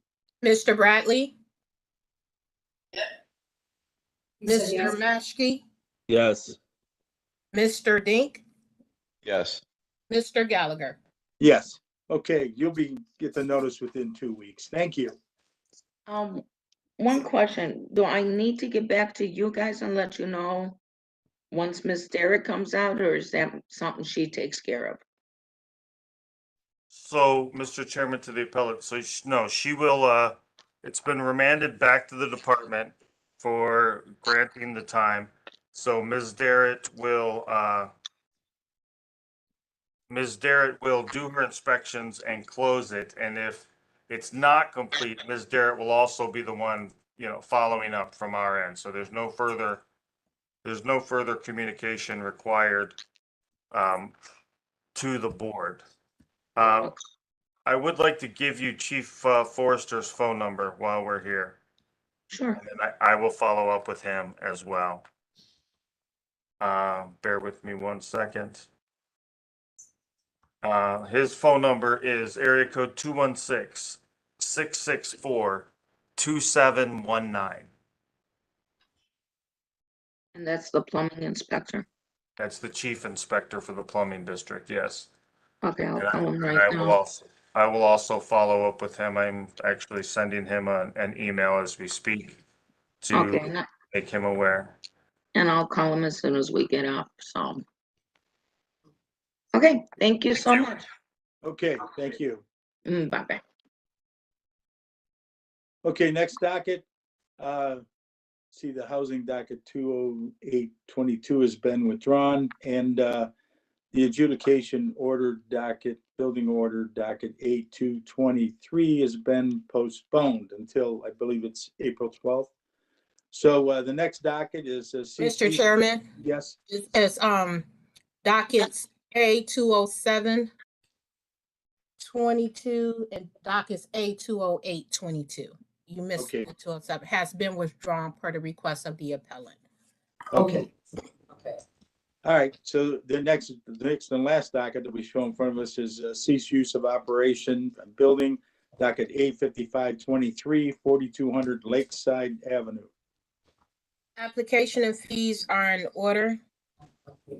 This is a notice, a cease use of operation notice for hazardous conditions issued by the Division of Fire. We have present for the hearing Tom Vanover, Building and Housing, Patricia Aston, Law. We have fire personnel there. Could you please state your name for the record? Yeah, Dave Talbot, Fire Marshal. And Carmela, we also have Dan Jacobson from Law. Thank you, because I will be departing for a Thank conflict. you. Thank you. Would the appellant or his or her representative please state your names for the record? My name is Dan Fleischmann with Spin. Jason Schaffner with Spin. Okay, all those that are giving testimony solemnly swear to tell the truth, the whole truth, so help you God?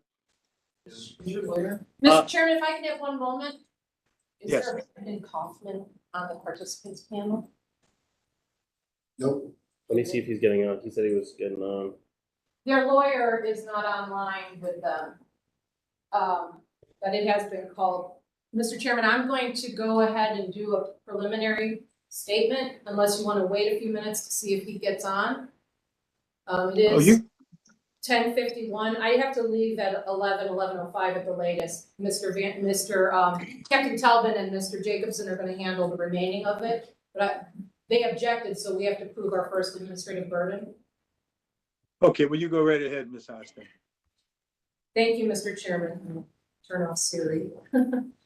So, Mr. Chairman, thank you. The city filed its brief with this board, and you have the photographs. And Captain Talbot has also provided a link for a video that he's going to ask at the conclusion of his testimony to this board for the board to watch. Although we acknowledge it is not this company, it is not their.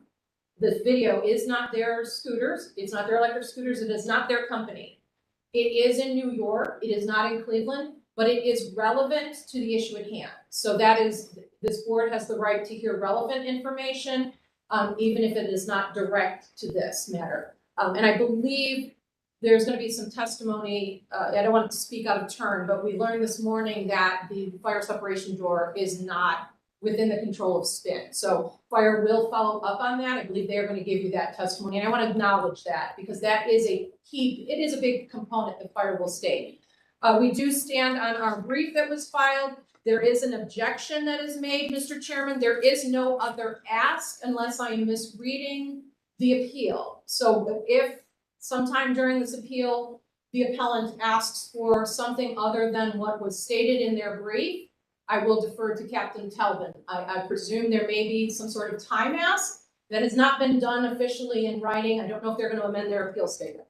The city's position is very clear. The fire department issued this order correctly. We will give evidence and testimony. In fact, we believe our statements in the written brief and filing supports that. We have to prove by preponderance of an evidence that the city issued this order correctly. We believe we did so. Basically, it's now as a high hazard storage that requires somebody to tell the city what is there and are your systems sufficient. That's my nutshell of this, Mr. Chairman. Captain Talbot, is the code man. He will give you all that information as to why that exists. And we believe the relevance of that video is very important to that. It was, our records show it used to be a factory. They're now using it as being stored for, I believe, 8,000 or some odd cycles. I believe Captain Talbot will testify as to, it's basically all of it from the US. That's our understanding. If we are incorrect, we look forward to being corrected on that. At the conclusion of this testimony and presentation, Mr. Chairman, we are going to ask this board that based upon all of the evidence testimony that we've presented, that will be presented, that you do uphold fire's order as correctly issued.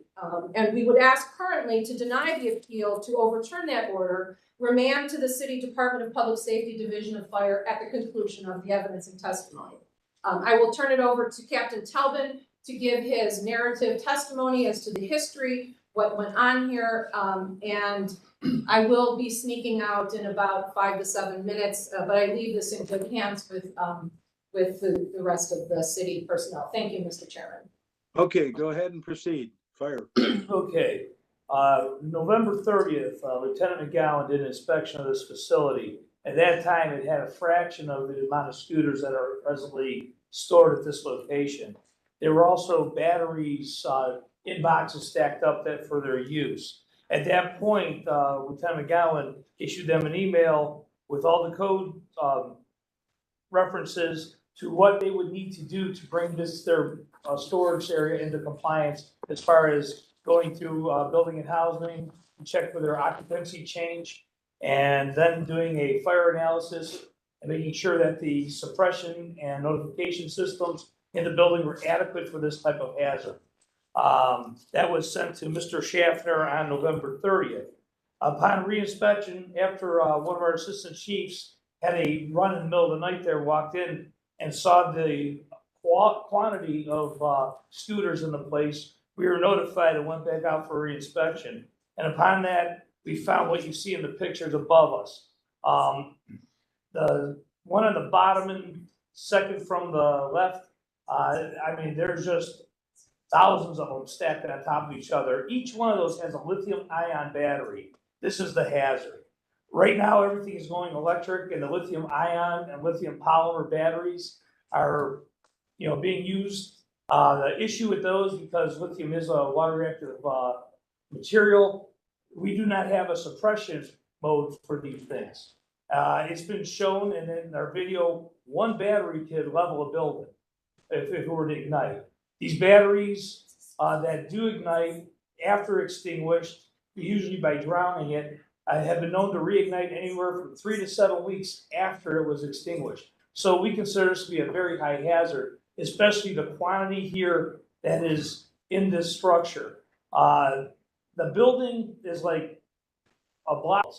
The building to the west of this location is the full building from north to south, and it wraps behind where these scooters are stored. So this is pretty much a sixth of the overall building structure. The building to the east of them is a box company, so there's a lot of fire load as far as flattened cardboard boxes that they produce over there.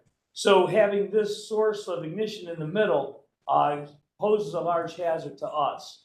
I don't believe that if this were to ignite, if we would even be able to extinguish this product, it would probably burn to the ground. And that would put an impact on every other building in the vicinity, behind it, and across the street as well. There's also, as you see in the bottom left-hand corner, there's like a hallway with blue tarps. That is a hallway that goes into the building behind it, which wraps around. Now, we did inspect that building, and we did find caustic material in there, which is a hazardous substance. All right, if this were to burn on this side, the fire doors, there were 2 hallways like that. The 2 hallways going through, the fire doors were inoperable. So if there were to be a fire in here, it would just, go all the way through to the other side and impact the other part of the structure. Now, we had a meeting, we were told that this was a storage facility only, that nothing else was being done, but upon our investigation, the top 3 pictures on the left are charging banks. We were told in the meeting that no charging was done, but you can see there's several charging banks there. they're also doing repairs on the scooters in this location as well. So there's a little bit more than just a storage area. Just the quantity of what's there deems the high hazard. Mr. Chairman, I'm just gonna ask a couple of things before I head out to Captain Telvin. Captain Telvin, we did learn this morning that the fire doors are under the control of someone else, correct? Correct. Oh, Correct? yeah, well, that's what you told me before when I got here. Okay, he's gonna testify. I to didn't that. find that firsthand. Okay, he's gonna testify to that. And Mr. Chairman, to Captain Telvin, given if that is the information you will learn today, will fire follow up on that Absolutely. information? Thank you. And,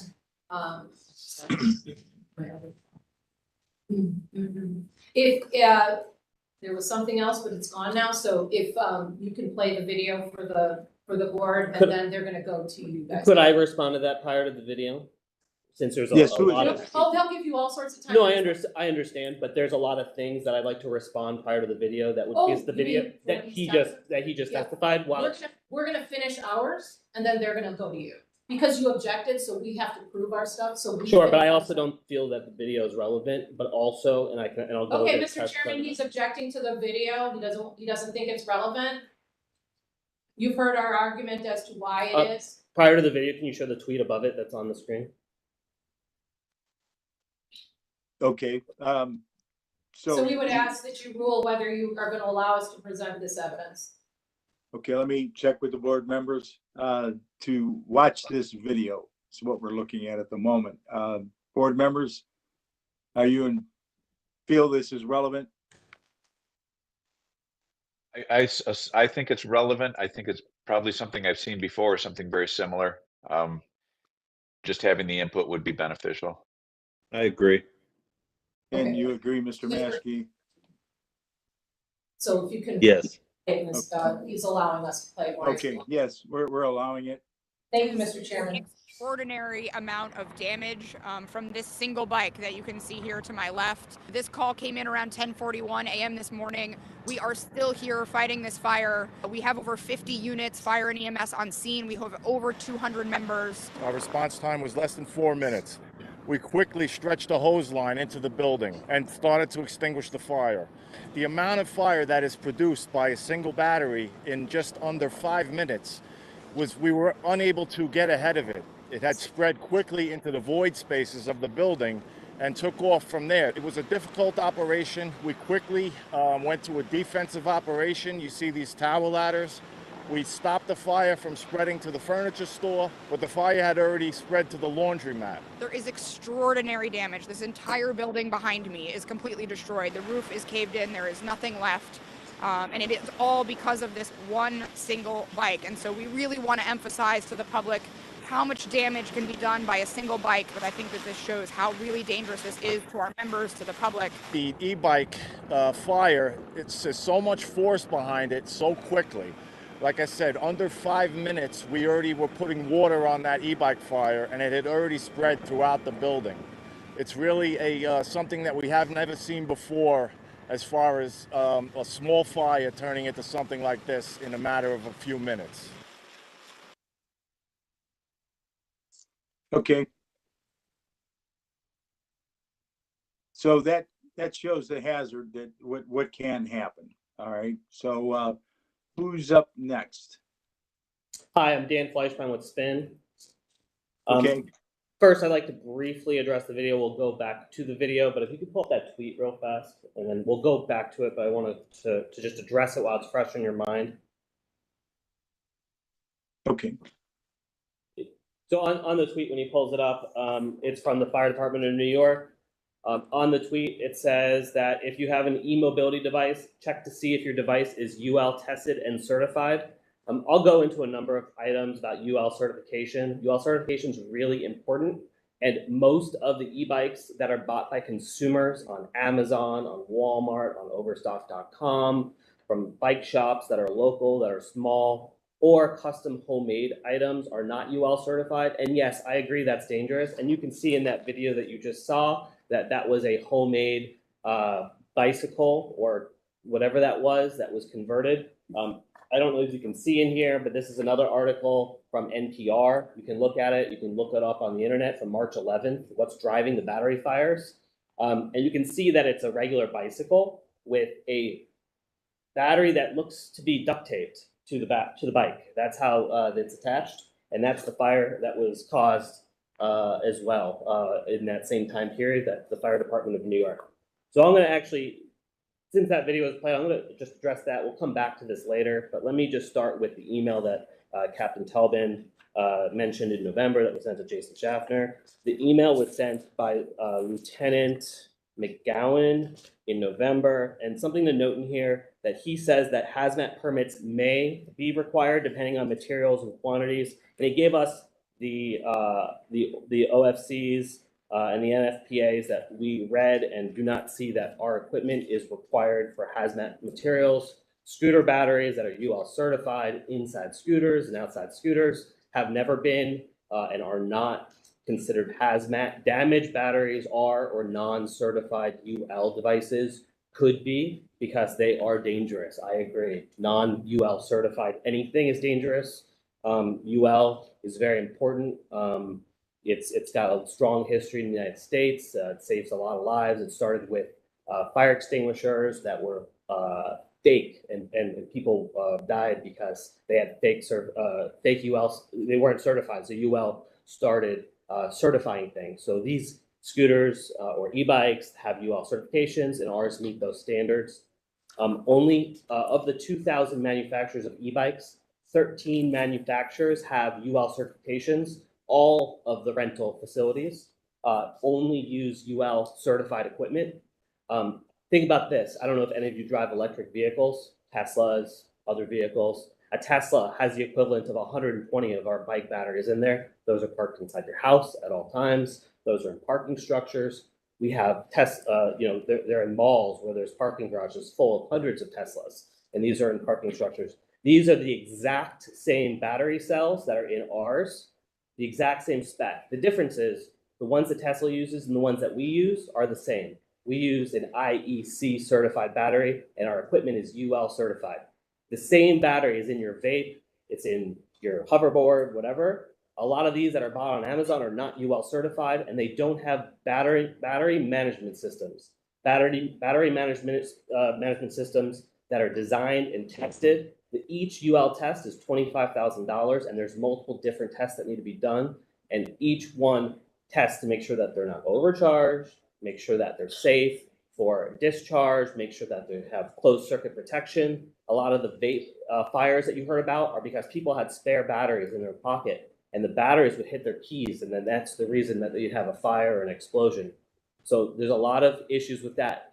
Lithium batteries are in a number of items. Lithium batteries are in your laptop, they're in your cordless drills. These items are used every day, and ones that are UL certified, you seem to use and not think anything about because they are safe. But we do hear these things that are dangerous, like in this video, that are not safe, and we should not consider them the same. In Cleveland, there have been 1.9 million scooter rides since the scooter program started. 1.9 million. In New York City, there have been 1.2 million since their program started less than a year ago. This article here from Gothamist. New York City pushes to make e-scooter rental permanent in the East of Bronx. Note, 1.3 million rides, it's safe, and the news comes as the city looks to crack down on the sale of certain type of lithium-ion batteries, which are used in e-scooters. New York gets it. New York understands it. New York says that we want these scooters. They have thousands, and they're doubling to the size of their program, and the next year they want to quadruple it. They have thousands of these scooters everywhere on the streets, in the warehouses, all over, and they deem these safe because they're UL certified. Now, all the fires that have listed in New York, there are other articles. There's an article, Fire, the Perplexing Deadly Electric Bike Program, where it says specific data on the brands causing these fires isn't available, but fire experts say that they suspect that low quality batteries from fringe players are to blame. It also talks about how Pedigo, I don't know if you're familiar with Pedigo, but Pedigo actually had a slew of fires when they first started. because they didn't have UL batteries from their supplier and they switched to a new supplier and they haven't had any issues since. So Pedigo, which is a huge national seller of these, has switched because they realized the problem. We have always only used UL certification. We put a lot of effort in our technology, in our safety. Safety is of utmost importance. These scooters are in the public's hands. Something to note is manufacturers, Ancher, ANCHEER, they recalled 22,000 e-bikes, and these are bikes. I know we're conflating between scooters and bikes. 22,000 of these because there were reports of fires. The CPSC, the Consumer Protection, they were successfully able to get them to recall them. These are sold on Amazon. Note, most scooters and e-bikes, if you go on Amazon today, if you go on Walmart's website, go search for them. Search for the term e-bike. You will notice that they will be $7.99 or less. How is it possible to build one of these for $7.99 when the batteries cost $500, $600, $700? Why do our batteries cost that much? Because of the testing and certification we put into them. The reason they are is because they use low quality equipment and batteries, and they have low quality standard things that you get from a hardware store and crimp with crimp connectors to put together. They're not safe, they're not tested. And I agree, one of these things that is not safe is dangerous. Our equipment is safe, it's not the same. So the CPSC, these articles will go into a plethora of additional items there. One thing to note is this building is 30, our section of the building it's one address. It's been used for many, many years as a warehouse for Sears. It was sold 26 years ago. 23 years ago, our neighbor moved in. Our neighbor is a 3PL, third-party logistics company. The other neighbor is a different 3PL, third-party logistics. They store for other companies' items. I talked to both managers.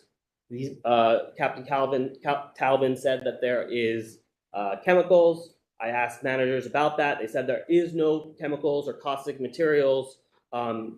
They said that that's completely false. I have not seen anything with my eyes. I only saw limited, but I did see with my eyes a number of things. I saw cardboard. I saw bricks. I saw ceramic pieces. And then there was also Magnetite, which is some sort of fire retardant. It's supposed to be used as like a kiln brick in fire. Mr. Chairman, are we speaking about the property, the subject of this appeal, or are we speaking of the neighbors' properties? I think that most of it was speaking towards the film that they showed earlier, and the difference between the batteries. I think. But I mean, as far as the laundry list that we're going through now, is that in the subject property, or are we talking about the neighbor property? Because if we're talking about neighboring properties, I would ask that we move on from that because it's not relevant to this case. Can I speak, sir? Go ahead. Yeah, it is relevant because Captain Talvin, in his response to us, says that the reason the building is so dangerous is because there's also chemicals in the adjoining building. It's actually the same address and it's demised. We rent a portion of this facility. And that chemical is not a chemical. It's a material that apparently is used to drop on wildfires, to put out wildfires, or it's a material that's used in steel manufacturing to protect the equipment because it doesn't burn. So it's a protective material. And it's our Magnetite or something like that. You can look it up and see their website. But that material is next door. Regarding the fire door, we mentioned that earlier. It's not in our unit. We talked to our neighbor. We talked to the landlord. Captain Talvin also said that he doesn't agree with us, but it's clearly not in our space. And the landlord is working on that. Also wanted to address, are you able to put up, sir, the photos that you had originally of the warehouse? So I wanted to address the charging. First of all, when we had our call shortly after, I think it was the day after, the letter was sent to us. We had a call with Patricia, the attorney for the city, as well as Captain Talvin. And in there, after that meeting, we said that we would remove that charging. That charging is not needed anymore, not used. But I wanted to address, because Captain Talvin said that we are using that for other uses. First of all, the primary use is storage of our scooters, of our fleet in between permit pulls and things like that. The charging is using Gas Strips, which is a company in North Carolina that manufactures UL certified equipment. Power strips, many that you get locally, are only at 15 amps. These are a higher grade at 20 amp. We use these for fire safety purposes to make sure that everything we do is safe. We have very, very in-depth SOPs about what we do about transportation, storage, handling of our batteries and of our equipment, and how we charge them. This charging system, all of the scooters in this facility have charging blocks that are actually inside the scooter. They're not, that way you can't mix up a charger. When battery fires happen, when you mix up chargers between one brand and another, because it might be setting the wrong voltage or amperage. So anyways, this is a direct wire, and we've consulted numerous safety consultants that are national companies to assist us in these processes. Regardless, we believe that these are safe. We are not using them currently, but they were being used when equipment was come in to make sure that the battery was operable and charged at an appropriate level for storage, as well as to check for minor repairs that we would need to do, like fenders, handlebars, brake levers, things like that. And so that is that. Also in the photos, that's the first 3 photos. The scooters stacked. Again, we went through our safety consultants. Scooters are okay to be stacked. The one thing that they do recommend is we try to keep scooters in the upright position when they're being stored. They can be stacked. The batteries themselves, as I mentioned, are UL certified. UL certified batteries are encased in multiple encasements. You've got the batteries, they've got like a glue on the inside of the batteries. The batteries are separated in series and sections inside the cell. They're covered in plastic, and then they're put inside of an aluminum frame. These scooters, I don't know if you've seen a lot of vandalism videos, things like that. They get thrown in the water. They get thrown off bridges. People abuse them. In our markets that we operate in, when we have these, we have procedures to collect these vandalized scooters, remove the batteries, and to dispose of the damaged batteries immediately in a safe way, and have them transported by a provider that's able to do that for us and recycle the batteries that have been damaged by vandalism. Also wanted to note, as I mentioned before, we have 1.9 million rides in the city. These scooters are all over the city. There's other facilities in the city that have scooters inside the facility that charge and repair. In this country, there are hundreds. In the world, there are probably thousands. There are millions of e-scooters that are being ridden every single day across the world. In the United States, in 2021, there was 130 million rides from scooters, and it's just growing. And these are a fraction of the scooters that are out there. 70 or 80% of the scooters and e-bikes that are out there are consumer owned, and consumer owned, bought off Amazon, things like that, that are not certified or have false UL markings on them, which are dangerous, as I agreed. So do you have, I wanted to see if Brandon or Jason has anything to add as well. I think what you mentioned touches on everything. Brandon? Yeah, apologies. I don't know if I need to be sworn in. Brandon Kaufman with We can. Solemnly swear to tell the truth, the whole truth, so help you God. I do. Okay, go ahead, Brandon. Yeah, I think, well, thank you for the opportunity, and, appreciate the city's perspective on this, as well as Dan's. I'll just note for the record that we operate in several dozen cities and markets throughout the U.S.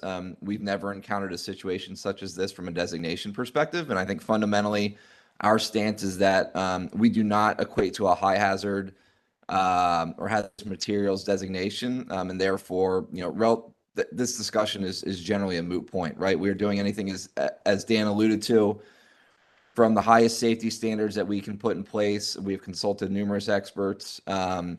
And I think, not to pin back on what the city is referencing, right? But, it seems generally archaic from the Cleveland Codified Ordinance and what the city is referencing from the state fire code, right, as hazardous materials. It is this catch-all that does not take into account recent developments in battery technologies. And so we think, the reference is ill-suited for the type of industry and work that we're performing there. So you're saying that you do this similar or same kind of storage in other cities with this many bikes all together? Correct. We do.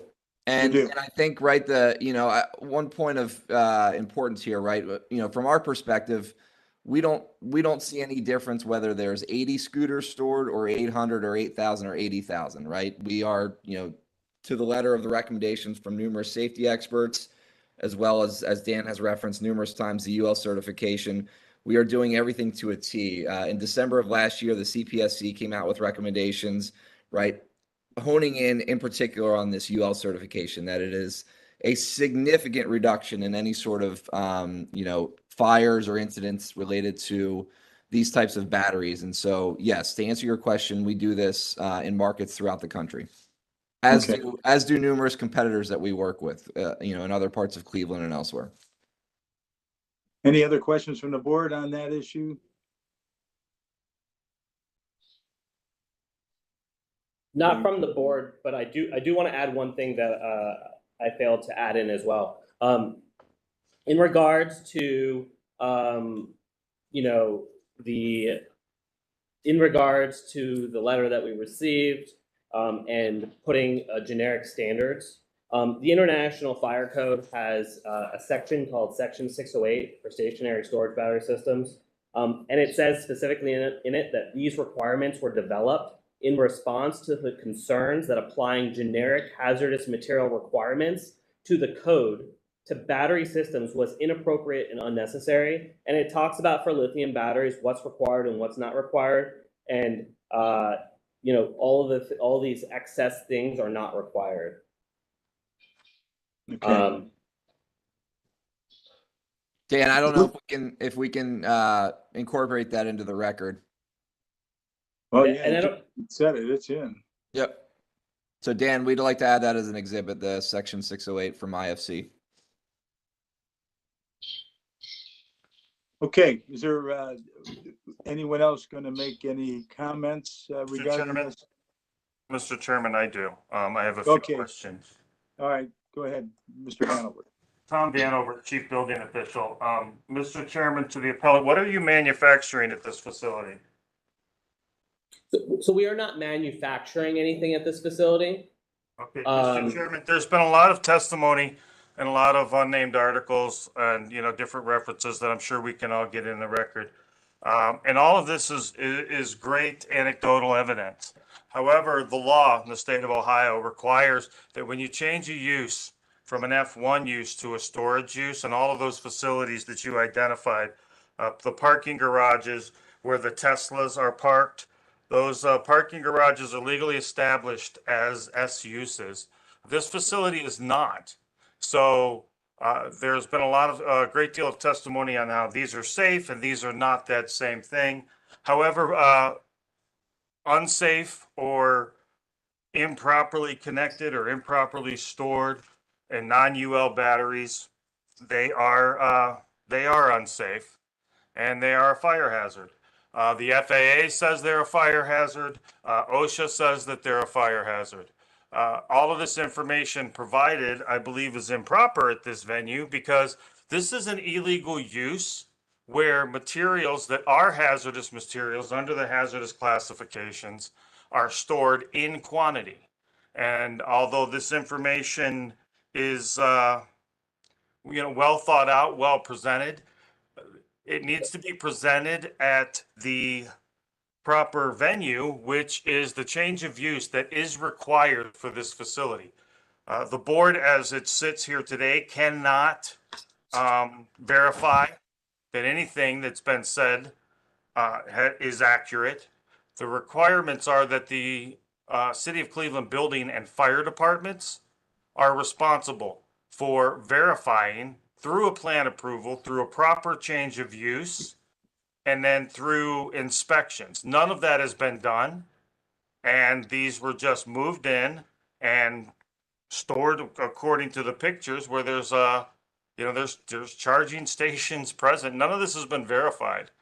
We believe that this is a hazard. We believe that it needs to, application needs to be made for a hazardous storage use. And at minimum, a change of use is required. there's an adjudication process. If once this is submitted, which it has not been, once it is legally presented, which it has not been, we will then review it and we will either approve it or adjudicate it accordingly.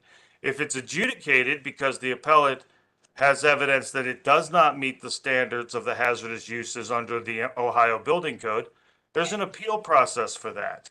We would ask that you uphold this order because for all of the T crossing and I dotting that we've heard, what they have not done is made application to legally change the use of this structure to house these materials. And testimony has said there's 1.9 million rides on scooters throughout the city. Sounds like a rather lucrative business that that has the resources to follow the law and legally change the use so that it can be inspected, so that it can be reviewed, so that it can be approved. And if it's adjudicated, there's due process by which they can appeal that adjudication. Is there a comment? Yes, can I respond to that? Yes. Thank you, Mr. Vanover. So I wanted to respond to a couple things that you've said. First of all, we have appealed. We have not submitted for a change of use because in our appeal, we specifically stated that says the city's contention that spin storage assets are a hazardous material risk is not supported. I have to say that I gave the planning department a phone call, and when I spoke to them, the planning department, I asked them about if there was a change, if there's required change of use, because the information on the city website was a little unclear. But from what I understand, we don't need a change of use. The city planning department, the person on the phone, told me that let me look into the property. She said this property. I said the county property listed as a warehouse. She said, okay, it's built a really long time ago. She said there was ordinances put in the 80s. She said in the 80s there was ordinances for a change of use, but she said that only comes into play if you have a change of use. She said the use is a warehouse. The use has been a warehouse and storage forever. Manufacturing, I'm not sure where that came from. The other two tenants that are our neighbors in the same building that have the same use are all the same use. They're all that. So this is the first I'm hearing in the response to our appeal that it's a manufacturing facility. I understand you're saying that we're a high hazard. Again, in our appeal, we disagree that it's a high hazard. The evidence that I provided, the information that I provided, and I am happy to share all of these to add to the record so they can be substantiated. If you're saying that they can't be substantiated, they can be substantiated. They're from legitimate sources like NPR, and they list their sources as well. All of those reflect to that our scooters are not considered hazardous materials. We don't need a change of use if we're storing things there. We don't need a high hazard designation because we're not doing anything with crazy chemicals or storing things vertically very high. These are scooters with UL batteries that are safe and protected. They're not in a way that's going to cause damage. Also, in remarks to the city, you said there was not. I said that was 1.9 million rides since it was started. It was on Channel 3. I happened to be in my hotel room and see it come up on the news, and I see that it was 1.9 million rides. We actually don't operate in the city anymore, but there are 3 vendors that do, and they actually they said that they actually added $150,000 to the city. Through the scooter rides. It's actually helped the city. I mean, it's a large, substantial amount of money, $150,000. Mr. Chairman, if I may, there's nobody objecting to whether scooters are proper or improper. I don't know who the person at the planning department that was you spoke to. I am the chief building official, so everybody at the building department works for me. It is my position that this is a change of use from an F use, which is what the the last legal use was, according to the Bureau of Fire Prevention's records, as well as even as a warehouse as a generic designation, the building code still requires that even if you don't change the classification, when you change the primary function, then a change of use is required to assure that whatever is stored appropriately. So I disagree. This warehouse, when it was built, was not designed to have scooters stacked in piles inside it in this quantity. So a change of the primary function, as you're aware, members of the board, that even if the classification doesn't change, which we believe this is an F use, they are attesting that it's a warehouse, which we disagree with that. It is a change in the primary function. And all of these things, I don't understand what the fear is for legally changing the use from what was a manufacturing facility into a proper storage facility, so that all of these things can be identified and verified. So I would still, I still hold that we would ask that you uphold the notice as written, and that a change of use with proper documents and proper explanation be provided to the Department of Building and Housing as is required. And this is me as the chief building official stating, as is required by the Ohio Administrative Code and the Ohio Building Code. Mr. Chairman, I agree with the city's position. I agree with Mr. Vanover's statement for a motion, and I would like to take his words and make that a motion. Okay, for understanding of that motion, what is the motion is to have the appellant file a change of use? Is that my understanding? That's mine.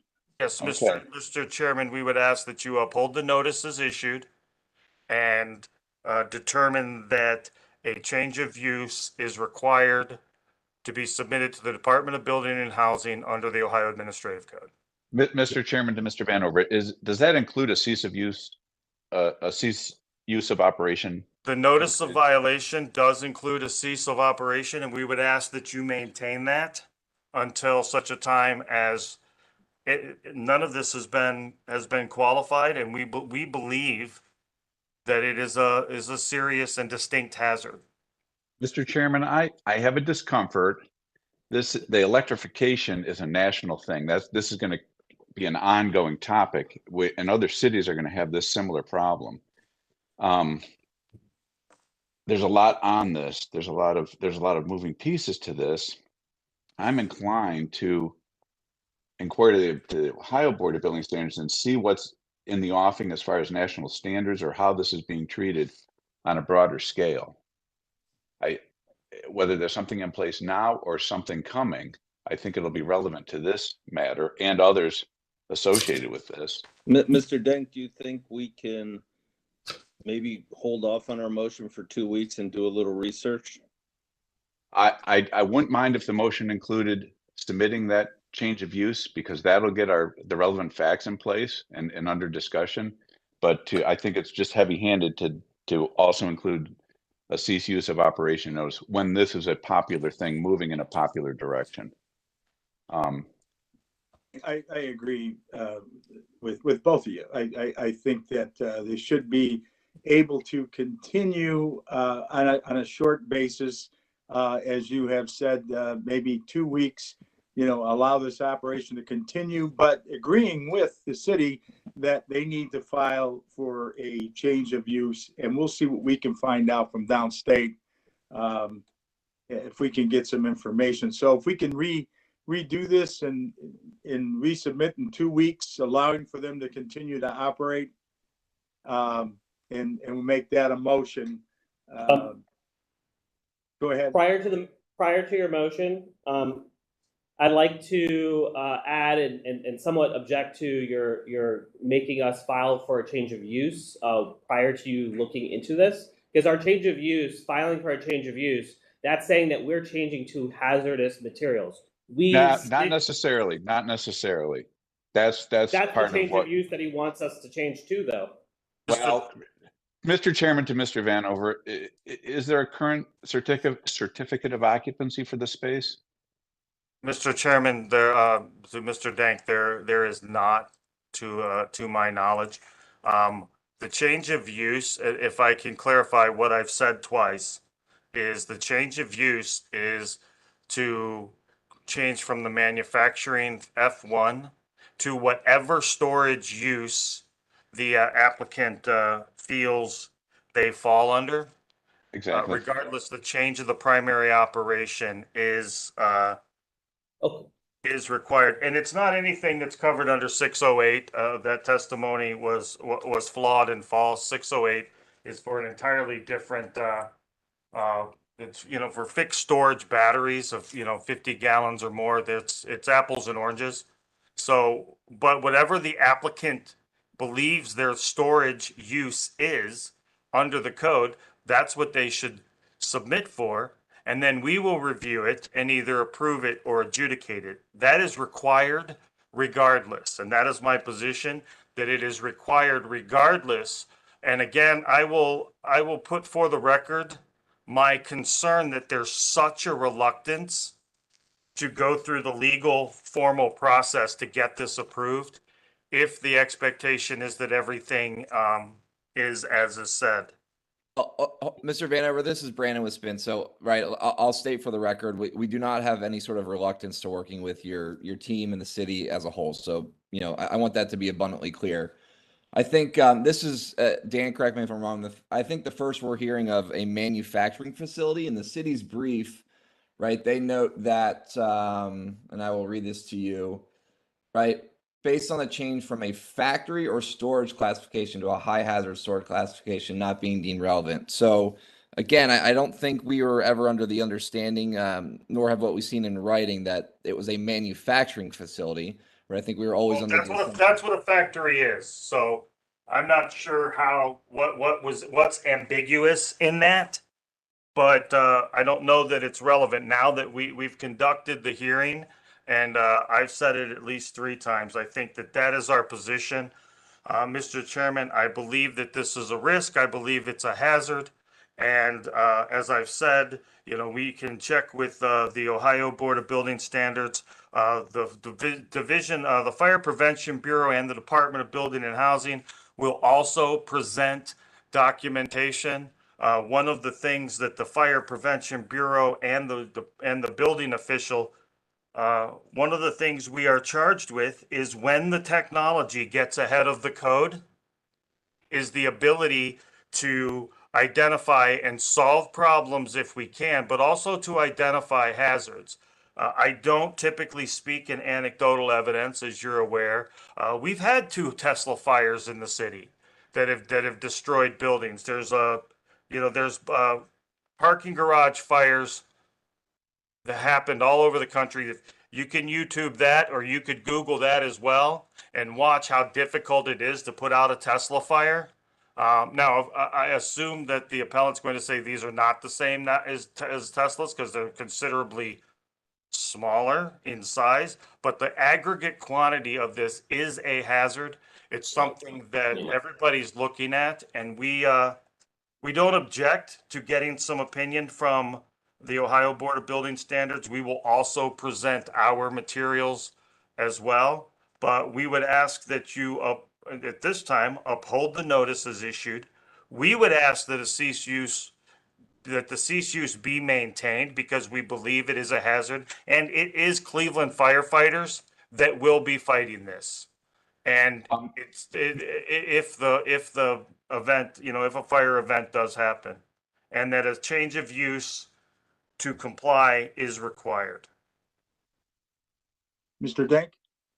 No, the change of use application and the evaluation of that, let's be candid, probable adjudication, probable appeal. I'm going to be in Columbus tomorrow, and I'll introduce this because Mr. Vanover said it well. Sometimes the technology gets ahead of the code.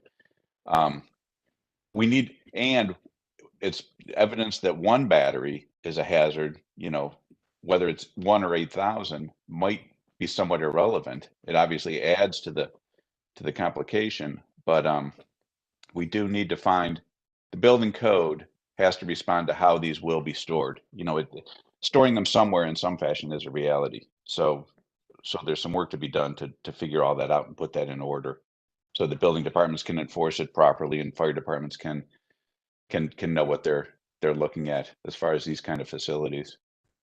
So we're gonna need more information as far as the board is concerned.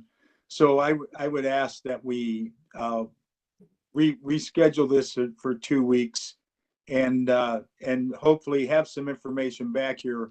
And it may be that we go ahead and have to file and maybe a new different kind of classification for storage like this. I'm not sure, but I think we need a little bit more time to be able to decide. So I'm gonna. Chairman, Kevin Tolman, the chairman. One thing I'd like to just bring up as far as the aggregate quantity, as CEO Vanover said, the hazard is there with the amount. Now, I understand they spoke about UL testing and safety and all that, but we still have the product in the building in an excessive amount. If there were to be a fire in that building, that can be devastating, not only to that building, but the surrounding buildings with a fire load that would be in there due to the quantity of the scooters. That is why we issued the cease use, so we'd like them to vacate the scooters until they properly have the building presented as far as a change of use. Once a change of use is done, there is a suppression system in the building, but that necessarily doesn't or isn't able to handle the hazard that's there until it is tested by a fire engineer to see what the capabilities of that system is. The picture that you saw with all the scooters piled up together is in a loading dock area, and I believe that part isn't even sprinkled. So if that area were to ignite, and I'm not just saying a spontaneous ignition of one battery or something else ignited in the building and they caught fire due to an extra fire, that would be the problem that we would have with the structure and the quantity of the batteries in the building. Okay, I follow what you're saying.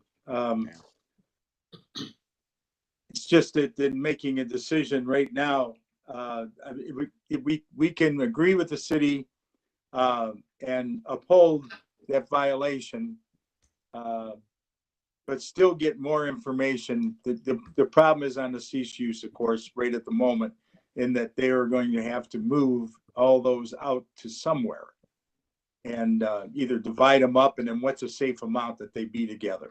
That's a problem.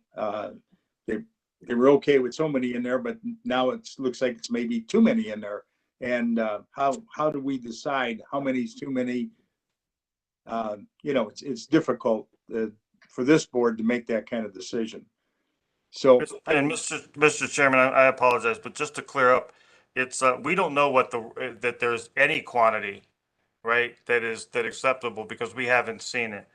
And also, based on testimony, this is a warehouse that's in the city where the City of Cleveland Division of Fire and this will be responsible to respond for a service for a business that doesn't even serve the city. So I think a lot of just to keep that in mind, we don't know that there's any amount stored that should be. We don't know what that number is. So it's not that there's too many or there's not. I mean, the aggregate amount of what is there is a hazard. Thank you. Okay. Well, we're going to support that as a motion, that we agree with the city and fire's assessment that it is, I guess, a hazard. And so we'll uphold it. But what is a hazard again? Like, Captain Calvin just said that he doesn't care if it's one is considered a hazard. So is one scooter a hazard? Is that what he's saying? He's saying because he has told us, and again to Mr. Vanover's point of what's a reluctance. We don't have reluctance. We want to work with you. We said that with Patricia on the call. We offered some solution, and Captain Calvin said he doesn't want to work with us. He actually wants. When did I say that? Yeah, you said we wanted time extension. You said you wanted them out within one business day. We said it's not physically impossible to remove 8,000 scooters in one business day. We asked for 30 days at the time prior to us doing research, and Captain Calvin said no, it needs to go immediately. And we were told that it's our problem. Also, we have been supporting the city when we operated for over 2.5 years, and added to that $150,000 that was totally collected, we did give our fair share of that money through permits and fees. Chairman, I did not say we wouldn't work with them. That's false. Secondly, if we told them they had to be out in one day, then there would have been some legal action taken to help progress that fact. We've sat there for weeks now since we gave out the cease use. He came back and said, I have to get trucks. I have to get another place to move the scooters to. It would take X amount. I can only put 400 on a truck. I said, fine, let's just make some movement moving forward, is what I said. Since that point, I haven't seen any movement. I've called their numbers several times, left messages. And he's tried to call me back the other day after Miss Aston intervened and said, no one's calling me back. And I've reached out and I've got nothing in return. And I'm not going to argue with the gentleman here in front of the board. It doesn't make sense to do so. Well, but that's the fact that I come from. So this conversation was in front of Patricia, your city attorney. Second to that, we have made progress. And Mr. Talbot called one time early morning. Jason called back directly after. We emailed that we sent the call back. We sent a voicemail. We did not receive a call back. We asked to set up a time. We did not. So saying that they called us multiple times is not accurate. But I did want to say we have spent some time, considerable effort into finding a new home for 2,500 to 3,000 of these pieces of equipment that we are trying to move. And we actually are meeting after later today and tomorrow with this team to be able to move these scooters. It's another organization that's doing this. So we have made considerable efforts to reduce some of these, but at the same time, we hold true that these are not hazardous. These are UL certified equipment, and conflating them with a video that shows a DIY item, it's unfair and unrealistic. It's not the same. And we're happy to work with the city. We don't believe there needs to be a change of use. We're happy to file the change of use for storage. It's according to the city's website and the planning department. It doesn't need a change of use. The other vendor that's next to us is a storage facility, has been there for 23 years. Mr. Chairman, we're rehearing testimony we've already heard. We would ask that, and I don't know that I would ask that you move forward. If the motion is to have the appellant file for a change of use, I think I'm ready to have the question called on that. If the appellant has the opportunity to relocate some of these scooters, I don't want to get, it would be a shame if this degenerates into a not a constructive conversation going forward. All parties concerned really need this to end up in a good spot. We don't need a problem. We don't need a physical problem, an occurrence. Nobody does. Fire department has good intention. The appellant needs their business to be portrayed and perceived as safe and operable. So there's an end to this that needs to work for all parties. So if we're ready to call the question on filing a change of use and heading in that direction, and then if Ms. Davis, you can send me all the documentation from this case, I'll take that to Columbus tomorrow, and we can start to gather some facts on this. Okay, well, we'll move in that direction. Meanwhile, I would ask that we take that number down in the facility and to work on that over the next 2 weeks to cut them numbers down, let's say in half, if that's possible, to what you have in that storehouse now. And then hopefully, Mr. Chairman, we object to an arbitrary number. Well, half of it would be seen as compliant because we don't know what half is. We haven't counted them individually. Based on Mr. Dank's statement, we would ask that you uphold the requirement to change the use, the conversation, and keep the cease use. Once the application and the documents are submitted to us for review, we will either approve or adjudicate. During that time, this information gathered from Columbus and any other information provided will inform any appeal to an adjudication order filed. So we would, I would object to doing a plan review in this venue for a plan that we don't have. And, or hearing an adjudication order, or, a adjudication hearing that hasn't been issued. And an arbitrary number of reduction. The expectation is it's a change of use and it needs to, until the application is filed, approved, inspected, and a CO is issued, it'll be an illegal use. So I just want to caution against, we don't even know what half is. Okay, well, let's move on. Like you said, we'll get redundant here. The motion is in order to uphold the violation as it has been stated, and if they want to put forth the change of venue, they can do that whatever way they want to do that. But we're going to uphold the violation as it is presented. Motion is in order. Motion by Mr. Bradley. Second. Second by Mr. Dink. Call the roll. Mr. Bradley? Mr. Maskey? Mr. Dink? Yes. Mr. Gallagher? Yes. Before we move forward, Mr. Chairman, to the representative there at Spin or Brandon, whatever information you want the board to consider going to the Ohio Board of Building Standards, please email me those documents as soon as possible so I can get those to Mr. Dink. And Division of Fire, if there's any other additional information that you also want submitted for the record, please also email me those informations to include in the record, as well as to be submitted to Mr. Dink. If it's possible to get that today, that'd be very helpful. Thank you. Okay. All right. So the notification will be sent within 2 weeks. All right. Thank you.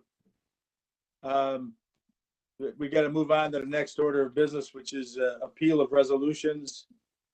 Docket A 179, 22, 180, 181, 182, 183, 184, 185, 22, 187, 22, A 197, 22. Motion. Move for approval. Okay, moved by Mr. Dank, second by Mr. Bradley. Mr. Bradley? Mr. Dink? Yes. Mr. Gallagher? Yes. Approval of minutes for March 1st, 2023. Are there any additions or corrections? No. Okay, the motion is in order. Motion for approval of the minutes. Okay, motion by Mr. Dank. Second by Mr. Bradley. Mr. Bradley? Mr. Dink? Yes. Mr. Gallagher? Yes. Okay, is there anything else to come before the board here? No. Okay, then we can adjourn. Thank you.